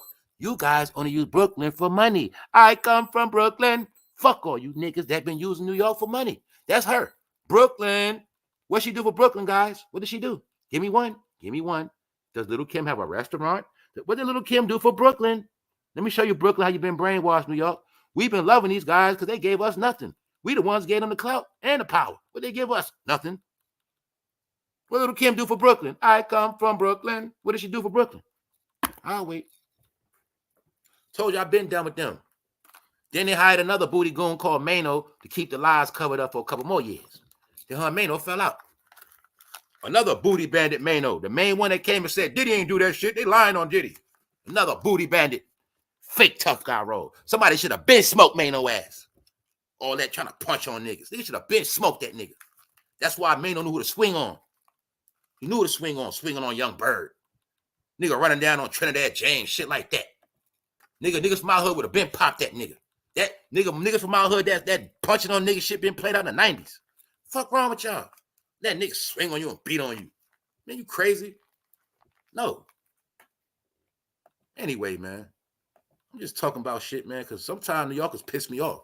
They been became corny ass lames. Following everybody else. Why you, man, don't blame everybody else. Nigga, New York fell off when they started following everybody else. They started following Chicago. They started following Atlanta. They started dressing different. They started following everybody. New York was the trendsetters. When New York started following and copying, I knew what time it was a long time ago. Niggas just got mad because I ain't want to keep the lies going. No, niggas doing fake shit. Niggas are fugazi now. Niggas follow everybody else. Niggas do what everybody else do. Niggas, nobody, if you paid attention for the past decade and a half, nobody follows New York. That shit played out over 10 years ago. Why? New York started following everybody else. Why? After the real got taken out, ran off, killed, slaughtered, the fake New Yorkers started following the fake motherfuckers. That's what happened. All right? All the real niggas in jail. So bing, boom, bow. Do you see Miss Wallace with Diddy's mom? Diddy's fake mom? Do you see Miss Wallace enjoying the celebrity clout with Mary? See what I was telling you? Once again, Miss Wallace will flip her hair. When she's with celebrity, she's celebrity grandma. When she come in front of the hip-hop fans, it's rap grandma. Sympathy role. Fake ass old lady. That's what Miss Wallace was doing. Playing on our fucking brain all these years, y'all. Meanwhile, Miss Wallace in character, and she's playing a role. My son. This is not right what happened to my son. I'm trying to find out what happened to my son. LAPD give her 10 million. You ain't hear Miss Wallace since. Miss Wallace she played everybody, y'all. Facts. Put all that shit on Pop and Suge. Put it all on them. See what I'm saying? No. When you see Miss Wallace, that's controlled by Diddy. If Diddy controlled Miss Wallace, Clyde Davis controlled Diddy. This whole shit was controlled by Clyde Davis, fool. Huh? Gotta see the big picture, guys. All of this shit been clean up work for Clyde Davis, Arista Records, the main cash out cow for the East Coast, West Coast beat. Huh? Who owns that goddamn catalog on Arista Records, Ready to Die, Life After Death? Mr. Clyde Davis. That's who. All right? Who owns Whitney Houston catalog? Mr. Clyde Davis. Who owns Miss Wallace Dead Son catalog? Mr. Clyde Davis. Any more questions? All right? New York politics. You live in New York, got to keep playing that role. That's what they don't know neither. You live in New York, got to keep playing that role, fools. That's why I told you, a lot of y'all. But y'all don't understand, right? When you get to a certain level, New York will be your prison. Your prison. Ask Biggie Small's daughter. It's her prison. She just don't know it yet. Why? As long as you're in New York, you're going to keep playing them stupid-ass games. You're going to have to keep playing them stupid-ass games, keep putting on that front for Biggie's birthday, like everything is perfect, and you just want to soak up that New York cloud for Biggie. Meanwhile, you know everybody's fake. You know goddamn Diddy and your grandma do shit for you. Keep playing these fake-ass roles when the whole time you should have moved the fuck out of New York and dissed all their ass. Rolled on all them niggas. Fuck that shit. Because guess what? Biggie daughter, it's designed in New York for you to die. It's designed for you to die there. Trust me on that. And don't forget this. If they can get that money back from you, little Miss Biggie, they're going to get it back. So if you were smart, you're fucking high. Stop trying to stay in New York and get clout, because Little C's and them going to set your ass up. Little C, Little Kim and them, they ain't fuck with your dad like that. But you don't know no better. And they also keep you around because you a bag. See? You ain't got Biggie no more, but we got a daughter. We'll always get a bag. Leave New York, lady. Get the fuck out of there. You smart. Before you end up like Whitney's daughter. All right? And you're not the favorite daughter in your Biggie's firstborn. And it might be a day when the state is going to come down to you and little Chris, and they're going to write your ass out, young lady. You better be smart. Told you your boy's futuristic. She don't even know what's going on. Why? She's more indulgent in soaking up the shine of Biggie. Because every time the birthday and death day come, little C's and them go get her. You feel me? And they soak that shine of Biggie's daughter. She don't know no better. They leeching off her. Little do you know, young lady, this man might have killed your damn father. No, leave New York. You get to a certain level, you got to leave, because the snakes will be all over you. The deceivers, yes, they will. They will lead you to the end, especially if you're the bag. Yes, they will. All right? But she don't know that. She don't know that, y'all. She has no clue. The only thing that keep people hooked on the city once you get that fame and clout is them lights, camera, action, man. People can't leave that shit alone, man. People love to come out and everybody know you. They love that shit. Motherfuckers still know how it is to just live a regular life, man. Mind your fucking business and have some peace to yourself. You know what I'm saying? You ain't got to play no role. No, you got to play this role, character, boy. I'm Biggie's daughter. Meanwhile, man, they going to plot on you. Trust me on that. They snakes. Let's go, y'all. Let's go. All right? Miss Wallace said she didn't trust. She always knew something wasn't right. Miss Wallace, did you forgave Little C's after all these years? I know from the hood perspective. What you talking about? If I was with a young lady's son and he got taken out with me, that mother ain't gonna forgive me. She probably ain't gonna believe me. She gonna say, my son was with you. Last time I seen my son, he was with you. And he's dead now. Ain't just how real mothers be?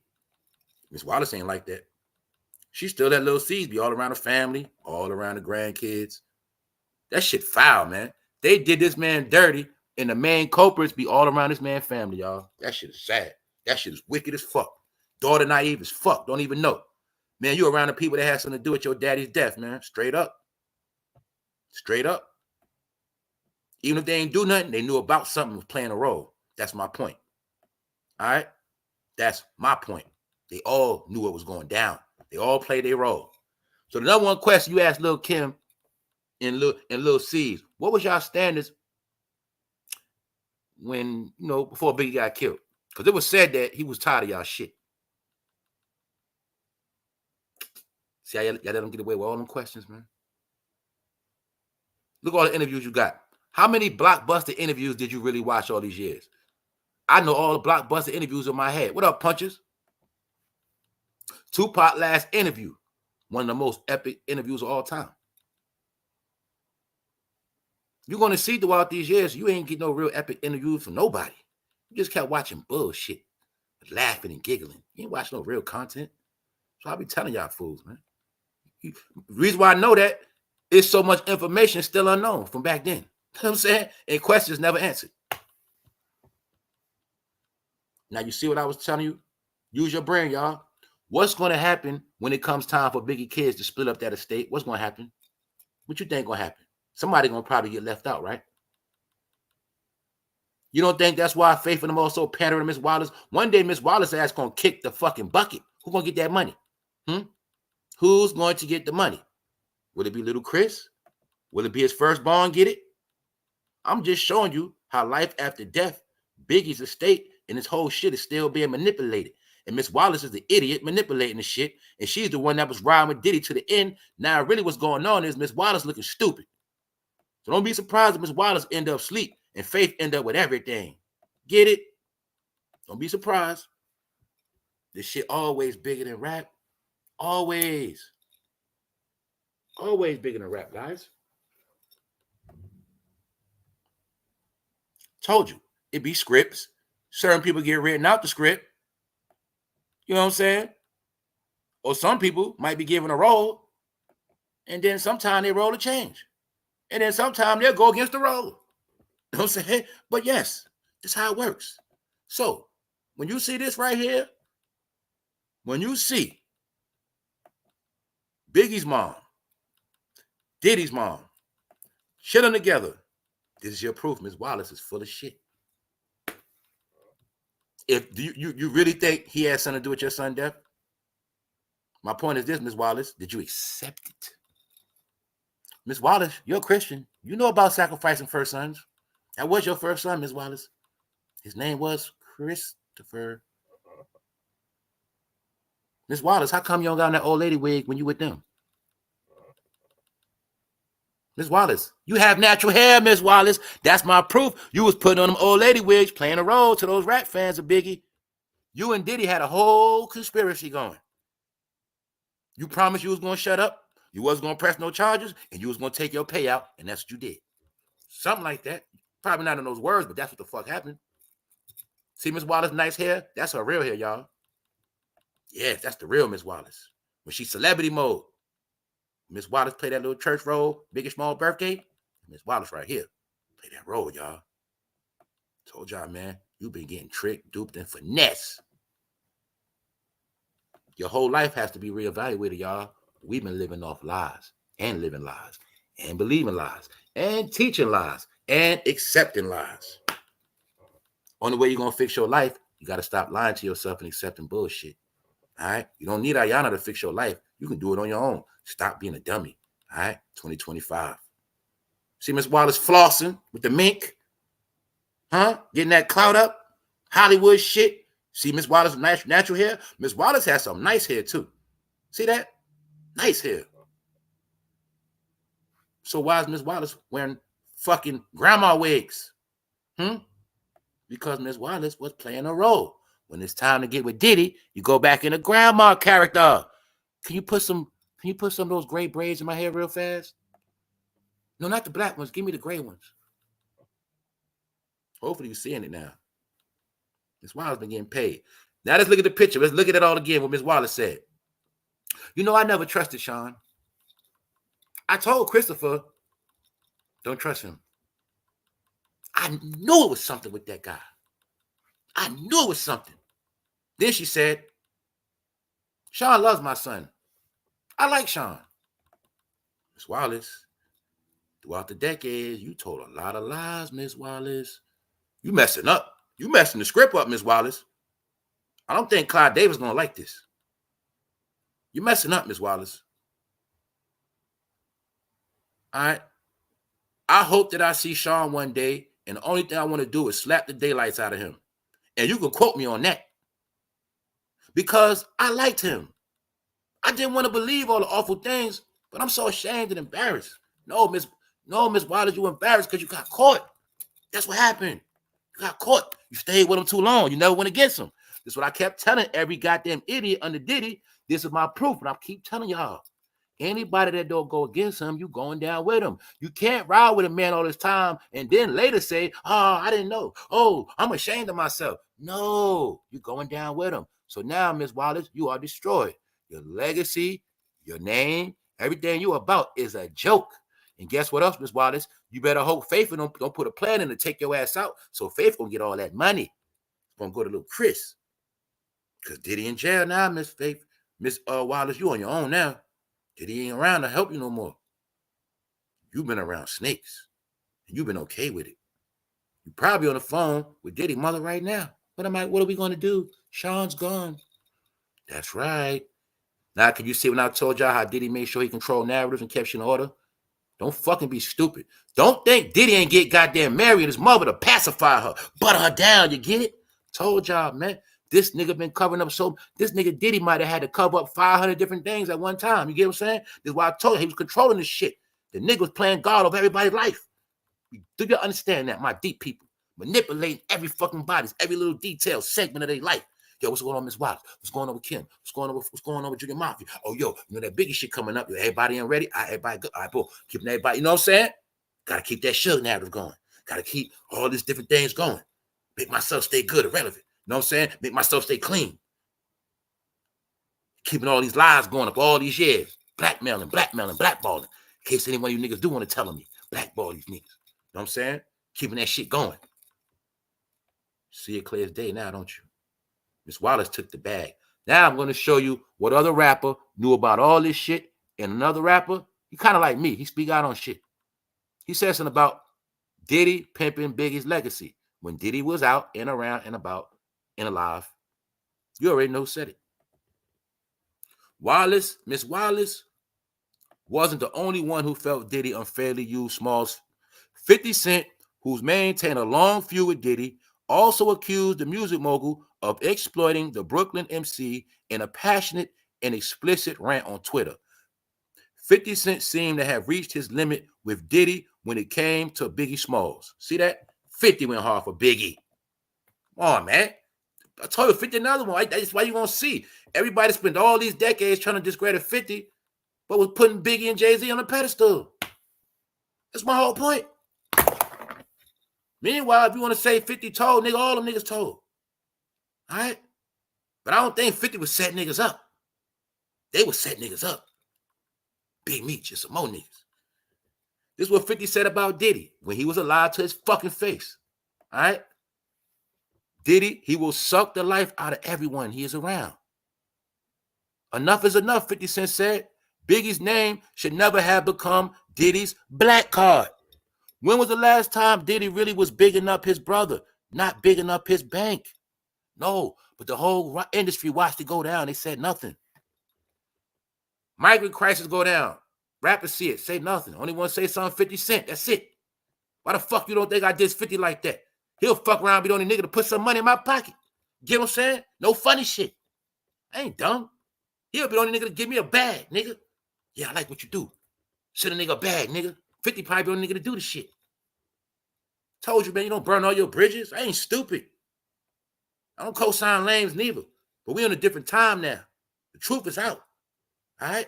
Y'all was co-signing everybody else, but everybody was telling you the truth. You ain't want to hear it. So, Miss Wallace, even 50 Cent said your son was being used and abused, but you was getting paid off it. You let Diddy do it. Because you're looking at a Biggie's reunion. They also started adding Biggie's son as a prop. They started adding Biggie's son as a mascot. You see Biggie's son as a mascot? This is a Biggie Small event. Do you see Miss Wallace go back into granny mode? Bingo. They full of shit. Yes, people from Brooklyn are fake too. People from New York are bogus too. They the ones I hate the worst. I tolerate a bogus somebody from somewhere else. They from New York and they fake as hell. I don't like that. All right? So I'm just the one to tell you the truth. Biggie Small reunion, another death date. Money bag. See Biggie firstborn daughter? See Faith? Pimping that shit, getting money. That's all it was. So everything Miss Wallace said, y'all not the proof she full of shit. She accepted Diddy. She loved Diddy. Diddy turned her son $10 million to $160 million. She's straight. But Don't forget what I told you. Don't be surprised if something happens, because use your brain, y'all. You should already know it's going to be a damn problem when Miss Wallace kicked the bucket and that money got to get dispersed. You know damn well Faith going to try to rob that other family for that money. You should know that. So the saga continues. Don't forget, Faith married Stevie J. He's a goddamn booty bandit. And Miss Wallace okayed it. Even though she knows Stevie J was around her son in their studio, how could you let a couple get together that you know was around your son alive, Miss Wallace? I almost called you the B word. You let her get with Stevie J. Stevie J was with your son when he got smoked. What is wrong with you? Don't play what you doing. You still run around with D-Rock and Lil C. They was with your son when he got smoked. Miss Wallace. Obviously, you're cool with it. Obviously, you're cool with it. Because you know about sacrifices. And you benefited off it. Very well. You played your role. But all we saying now is, Miss Wallace, we don't want to hear that shit. I'm also going to say, Miss Wallace, I think Biggie knew about you too. Y'all probably was beefing growing up. That's why Biggie probably was going through shit too. Selling drugs and shit.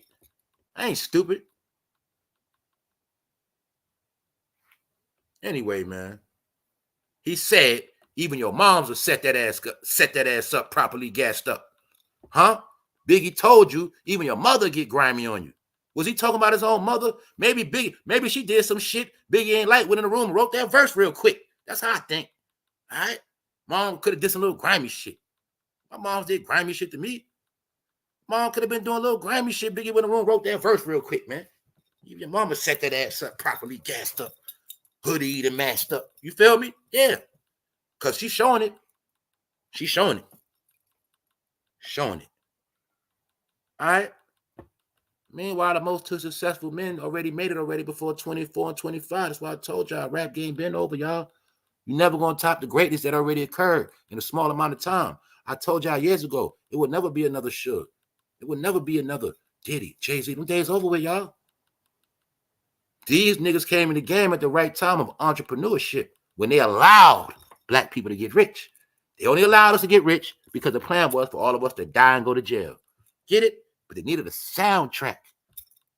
They needed a soundtrack to get it started. Just look at it like this. If all this rap shit never would have came out, it would probably be 20 million people still on the planet. It would probably be 5 million people not in jail. So you gotta look at the whole rap spectrum like that. Look at how many people would still be on the planet living if it wasn't for rap. Simple. Niggas would have never knew how to sell drugs, crack, because it wouldn't have traveled through the music like that. Niggas wouldn't know about gang banging. It wouldn't have traveled through the music. Music was only used to brainwash Negroes. That's it. And it works. That's why they said, it's enough. Enough is enough. They killed these. It's enough of them killed these. It's enough of them. They killed enough of them already. It's been 30 years. They've been warring with themselves for 30 years. They war went on longer than Vietnam and every other war. It's time. It's enough. Let them stop. We'll stop it now. And now rap is dead. Now you'll see blacks ain't dying like they used to no more. Did you notice that? No. You're going to see the pattern. Rap game slowed up. The death stopped. Man, oh man. Some of y'all going to wake up one day, man. On that note, man, I'm about to get out of here, man. All right. The facts is the facts, man. Death Row was the last look we had at real black success. All right. So you got to know. It was about riders and punks, free niggas against Uncle Tom's. And you know who the Uncle Tom's was. That's all it was about, y'all. That's why Suge in jail. All right? Let's use our brain, y'all. Look at Jay-Z. Look at Diddy. How do we know Suge did worse than both of them? How we know Jay-Z ain't do way worse than Suge Knight? How we know that? How we know these niggas ain't, how we know Diddy ain't got like 5 bodies under his belt? How we know that? See what I'm saying? No. See? I'm showing y'all, man. Even though Suge was smarter than all of them. Suge was the one that was smart. He was the smartest one of all of them. He the one that showed them how to get that big bag from the white man, then do what you want to do with that shit. He did it. He showed them niggas. Wasn't kissing Jimmy Iovine and them ass. He let Drake do that. Then said, Drake, get up out of here, man. You's a punk. Taking this shit. You a bitch. You feel me? No, Suge was the real nigga, man. I ain't saying, you know what I mean? My point is this. I watched 2 generations happen of lame niggas, right? This lame shit went down, right? Dudes was going out there. See, dudes go out their way to discredit people. See, I don't do that. Niggas will go out there way to discredit. I can big a nigga up. Niggas say, man, cause some niggas, right? They whole shit is to discredit people. That's their whole shit. Tear people down. Mind you, they won't say nothing until you start bigging somebody up. Then they drop to tear them down. I do this shit all the time. I say shit on purpose. I say shit on purpose to watch people in the chat be dickheads, all that. I'm trolling yesterday about Kamala. They trying to tell me, man, Kamala ain't shit, man. Everybody want to tell me about Kamala like I don't know, man. Shut up. Shut up with your internet narratives, all right? I don't care about no internet narrative. Sit. You hate Kamala, take your ass to D.C., say it to her face. Take your ass to D.C. Matter of fact, a lot of you dummies talk about politics, your ass ain't never even been to D.C. You always talk about vote. Did your dumb ass ever go to D.C.? Then again, how long you been in this country? You American. You never been to D.C.? Really? Sounds good. Told you, man. Don't play with me. I don't do internet shenanigans, man. I say what I want. A lot of shit I say, I be joking, trolling. That's why I love my real people, because they be laughing their ass off. They know I be joking my ass off, clowning and shit, but you not my family, so you don't know when I be joking and shit. All right? When I said yesterday they doing my black sister Kamala wrong, I was telling you, man, that's what they did. But I was really trolling Usher, because Usher the one that did it. Usher, the goddamn child taker, the Diddy worker, the STD man, he ruined Kamala's campaign. That's it. I was just saying my sister Kamala because I just wanted to make black people mad. All right? I do shit to make black people mad every fucking day, and I love it because you prove to me how stupid you are. And I love it. All right? And it confirms what I know, that half y'all ain't going to be around no more. So that's my whole point of saying dumb shit on purpose, because I love to make dummies react. But when I was cooking Kendrick, y'all didn't want to say nothing yesterday. What up, Rod? But salute to the people that get all them good laughs off when I be joking and clowning and trolling, man. That's what this show about, man. That's it. So other than that, miss me with y'all bullshit. Stay out my chat, you lames. You corny as fuck, boring. Anyway, man, we about to get out of here, y'all. Special episode, man. I gave y'all for being content. I give you a members only special for the free, man. All right? I just turned it into a live. What's good? I'm about to get out of here. Look, live coming later, y'all. The Art of Never Going Broke, Part 2, a.k.a. Real relationships, couple building. All right, we talking about growth next year. We ain't with all this old shit. Let motherfuckers walk around like broke fake celebrities. All right, let them stay broke and be fake celebrities. Don't follow them fools. All right, salute Judah. Everybody in the building, salute to all of y'all. All right. So for those who didn't catch the videos yesterday, catch it, man. That shit was hilarious. I watched that shit 3 times. I'm not lying to y'all, man. I've been tripping off myself. That's how bored I am. All right, salute everybody that made it, man. Salute to all my family. What's up? What's up, Natasha Jordan? What's up, Players Ball? Everybody that copped that green membership, and I ain't even know about it. Salute to y'all, man. Salute to everybody on the replay, and that's that. Salute everybody, man. This shit is for the real only, man. I ain't talking about the word real. You know everybody say real. No, when some people say real, no, you mean you real fake. I ain't saying that real. I'm talking about authentic real. I'm talking about that organic real. I'm talking about that shit you can't file bound. You can't even buy it or find it like that. That's what go down around here. All right. I've been giving you live documentaries in the morning. I just ain't got time for all that editing shit. All right. This everything self-done around here. I ain't got no help. I don't got no promotion team. I don't got niggas behind the scene pushing my shit. I don't got people making my videos. I don't got people making my covers. I don't got no help. I do this shit all by myself, all right? My whole main thing is to say what I gotta say. That's it. I only come to talk. Everything else out the window. So on that note, real internet shit. World Wide Web, everybody overseas, everybody in tune. Shout out to my people on the East Coast, my people in the town, New York City, my people all on the East Coast, all the way down to Florida, Carolinas, all that, man, Georgia, Texas, man, everywhere, man, Midwest, Ohio, Chicago, Detroit, everywhere, man. West Coast, shout out to Cali, man, North and the South, everywhere in between, man. We out. We out. One.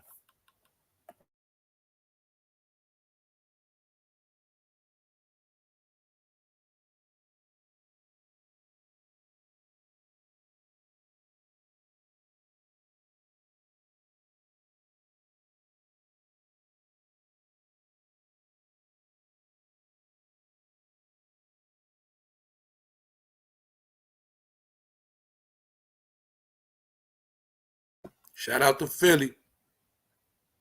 The real 215. The real Philly. Yeah, shout out to Philly.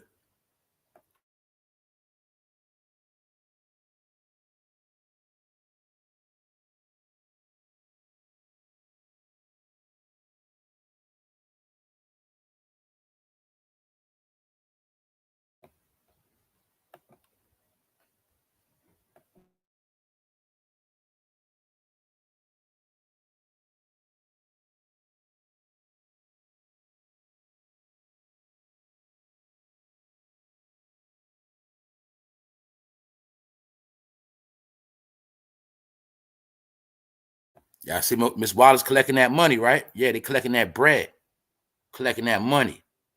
They don't care about Biggie legacy, man. Biggie don't have no legacy. Let's be honest. He don't have one. He don't have one. That's it. His team is fraud.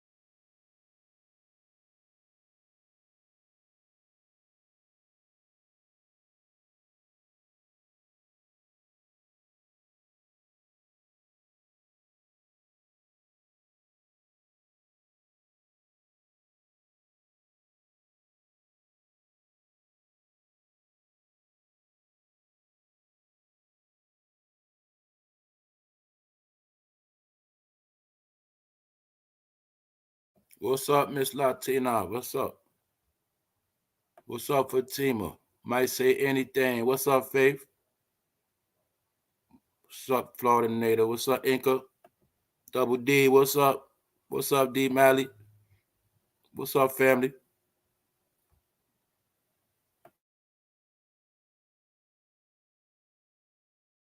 So I'm saying real G's, man. That's what men was men. See how men ain't men no more, y'all? See, I was telling y'all why men don't want to be men no more. It's men. Men, man. Men. Is it hard to be a man? Is it hard? Is it fucking hard? No, it's not. People forget the bald head used to represent thug life, nigga. It was a time when white people were scared of blacks with bald heads. Did you know that? Remember that? Did you know? You see how we look at white skinheads? Well, you had white skinheads, and then you had black skinheads, black bald heads. You look at a skinhead one way, that's how white people looked at blacks with bald heads. They scared of blacks with bald heads. That's how it used to be. See? Y'all didn't understand that bald head represented militant back then. See? You understand that? The whole science of bald head when you black meant militant. You know what I'm saying? That's how it was in the 70s, 80s coming up. That's why you'll see certain people cutting their hair bald on purpose. You know what I'm saying? It wasn't bald. That was representing militant. You know what I'm saying? Anyway, this what men was men. Simple. Now you're dealing with punks. That's why Pac told you. This is against riders and punks. Now let's look at, let me show you real men. Just look at Suge and Pac. Throw your little preference to the side. Now let's look at Diddy and you'll see a punk. Let me show you the difference. Because y'all don't know what y'all be looking at. See that? Same era. See how I did like a punk? Same era, same shit. I know this code from a baby boy. All right? I'm always going to know who I'm looking at and what I'm looking at. I'm going to show you again. Look at Diddy. You'll see a fucking punk. And look at Suge and them. Real men, nigga. Now you see why Diddy was running? You just see them post. They ain't doing shit, just posting. You see a man. You see two men. You see this nigga? Suspect. Bitch nigga. Glasses looking to the side. All this fake shit. Fugazi, man. That's y'all problem. Y'all know fake when you looking at fake. You can tell Diddy fake his head on that seat. He like when I come in the club, I already know he's a fake nigga. I'm saying straight up. And I see them posted. I say them niggas over there, they probably some real shit. Period. Simple, man. Men ain't men no more. I'm saying I was raised by real men. I'm saying that's simple. No, these guys are little puppies, are little bitches. They got nothing to do with no age, no era, right? If you was born in the 70s, you was born to be a man. You was raised to be a man in the 80s. You was raised to be a man in the 90s. You was raised to be a man in the 50s. You was raised to be a man in 2000s. See that? All this shit just started recent. It's not no such thing as this the new wave. No. Men ain't never been raised to be punks. Now, men turn into punks when they own, but they wasn't raised to be punks. That's the difference. All right? That's all I'm saying, man. The last look you're going to see at real men in your era. That's it. Regular shit. Look at Stevie J, a fucking punk. Let's look at Benzino. These niggas in their 50s. Punk niggas. Acting young like they young niggas running around Atlanta. See why a lot of niggas turn goofy in Atlanta? Because these goofy niggas in their 50s told other niggas in their 50s to be goofy. Niggas in their 50s acting goofy. Facts. See, Atlanta? These niggas represent the little baby boys that don't want to grow up. They represent, ladies, the men that don't want to grow up. and still do little kid shit. Get caught in hotel rooms. Still mess around with this woman, that woman, get caught. Still ain't got no fucking real money, no real income. Just finessing shit, doing little dumb shit. That's these niggas. I don't rock with niggas like that. See? Clowns. Cornball niggas. See that hat he got on? I told you, hang with Diddy, you wear to wear hats. They was giving you the signs. They're fruity. Those are, I label that a fruity hat now. All right, that's what it is. But I'm showing you, they were showing you the whole time. See that? Benzino got the hat on. Two fruity industry niggas from up north in Atlanta doing a lot of fruity shit. They was down there breeding. And they was being fake celebrities. A knockoff shit called Love and Hip Hop Atlanta. All that shit was Miss Mona. She used to be Busta Rhymes and Missy fucking manager. That's it. Mona Scott Young was Chris Lighty's partner. Chris Lighty died. Mona Scott started Young, and she started that Love and Hip Hop stuff. Even though she knew she was only going to put rejects on that show. And none of them was fucking rappers, and none of them was hip hop. But she put together some trash, and it worked. See, Atlanta, that's where your clout come from recent. I'm just going to be honest. I ain't saying it like that. You know I'm being funny. All right? Real Housewives of Atlanta, that was more official than Love and Hip Hop. Because y'all know goddamn well Little Scrappy, that nigga Ben fell off. And he was a fucking one-hit wonder anyway. But you guys kept Scrappy going. That was you guys. I didn't ever watch that shit. Scrappy. You should be ashamed of yourself. Benzino, Stevie J, y'all did that shit. So ladies, if it ain't no real men, don't be mad. You supported them. Y'all supported Joe Budden. Y'all supported all the punk niggas that made them famous. So then you made them punks famous, and then other punks started following them. And they breeded a bunch of punk niggas. But they really metrosexuals. Y'all accepted this shit. All right? So now, one more time, man. Stevie J was the first guy in hip-hop to outright walk around with it. But you know what? He made it acceptable. Everybody liked it, too. He inspired all the men to do it. See that? Jocelyn. Ha ha, nigga named really Joseph. Ha ha, nigga named Joseph. Everybody accepted it. The whole plot got put together in Atlanta and accepted and bought by you know who. Stevie J was the first one to floss this on you, man, and accepted it, man. It wasn't him. It was Obama doing it, too. At the same time. Go back and check the scoreboard. You're going to see when Stevie J was with Jocelyn, you're going to see that man Obama was in that office. Any more questions now? What is this, y'all? Let's do a vote. What is this? Let's begin. Is it a man? Or is it a woman? Which one is it?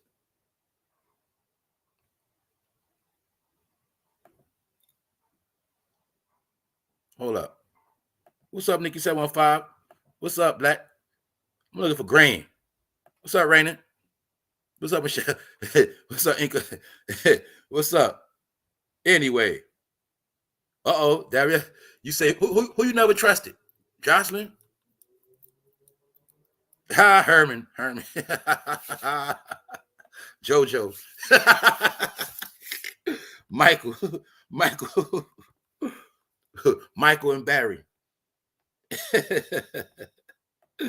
All right, man. You see it right there with that cigarette, man. You see that cigarette in that fucking hand? Don't play with me. You see that goddamn shoulder got a perfect square.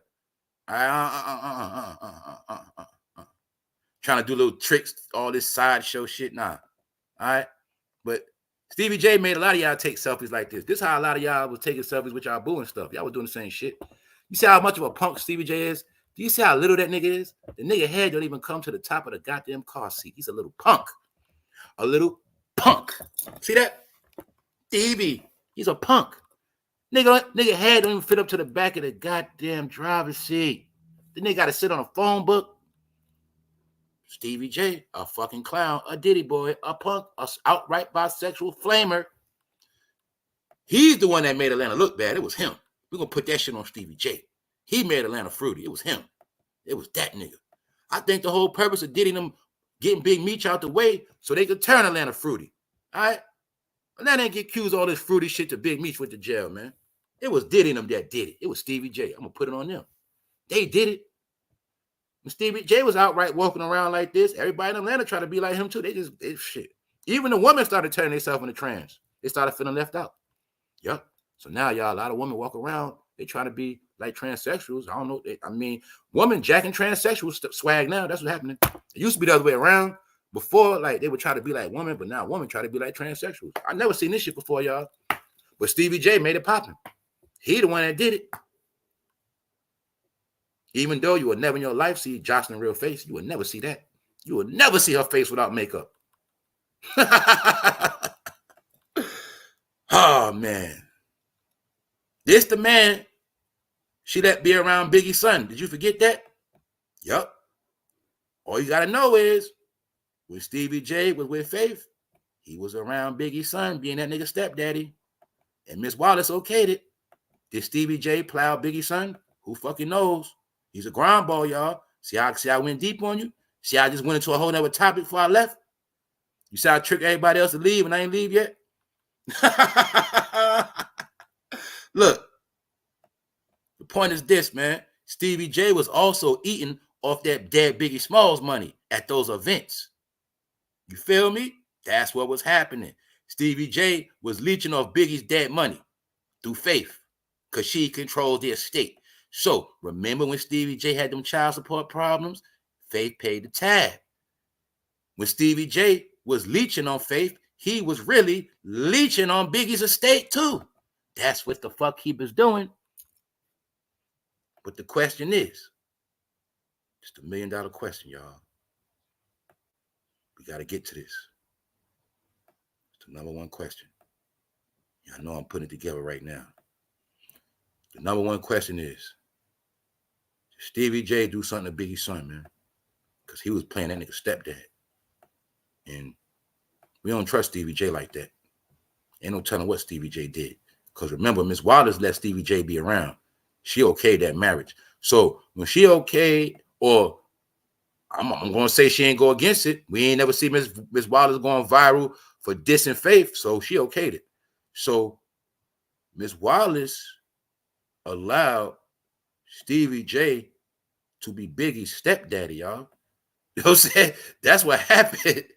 You see how nobody never look at this shit like that? But she let Stevie J be her son's stepdad. And this the same nigga was with your son when he got killed. You let him be your son's stepdad on the back end, on a rewind.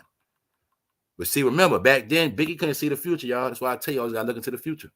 He had no clue one day he was going to be dead and Stevie J was going to be playing goddamn daddy to his son. See that? He had no clue. Diddy did, though. Yo, after he gone, you going to get with Faith. See what I'm saying? How easy that shit is? Showing y'all, man. Fantasy land over, y'all. Stevie J is the main culprit. Stevie J might got some bodies under him, man. Stevie J might have did some real dirty work for Diddy, man. Stevie J is a certified booty gone. Ain't no ifs, ands about it. Ain't no jokes. He's a certified booty gone. He was doing all the dirty work for Diddy. Straight up. You know what I'm saying? That's why Little Rod told you. Little Rod made sure he put Stevie J out there first. Because he seen Stevie J on tape plowing individuals. You know what I'm saying? He saw Stevie J violating men. That's why Little Rod made sure he put him on blast first. Who was the first one to run to the internet trying to do damage control? It was Stevie J, right? The question is, did Stevie J do something to Biggie's son? That's Biggie's son with Faith. We don't know that, do we? Faith knows she don't love that boy. She knows she ain't love Biggie. She ain't love that man. If she loved Biggie, she wouldn't even brought Stevie J around his son, period. That should have never happened. Get it? And we all know her and Stevie J could have been sneaking around. They ain't have to make that shit public. No, they wanted it public. To rub it in everybody's face. They're all the key players in the whole shit. They're the key players in Biggie death. All of them. We out.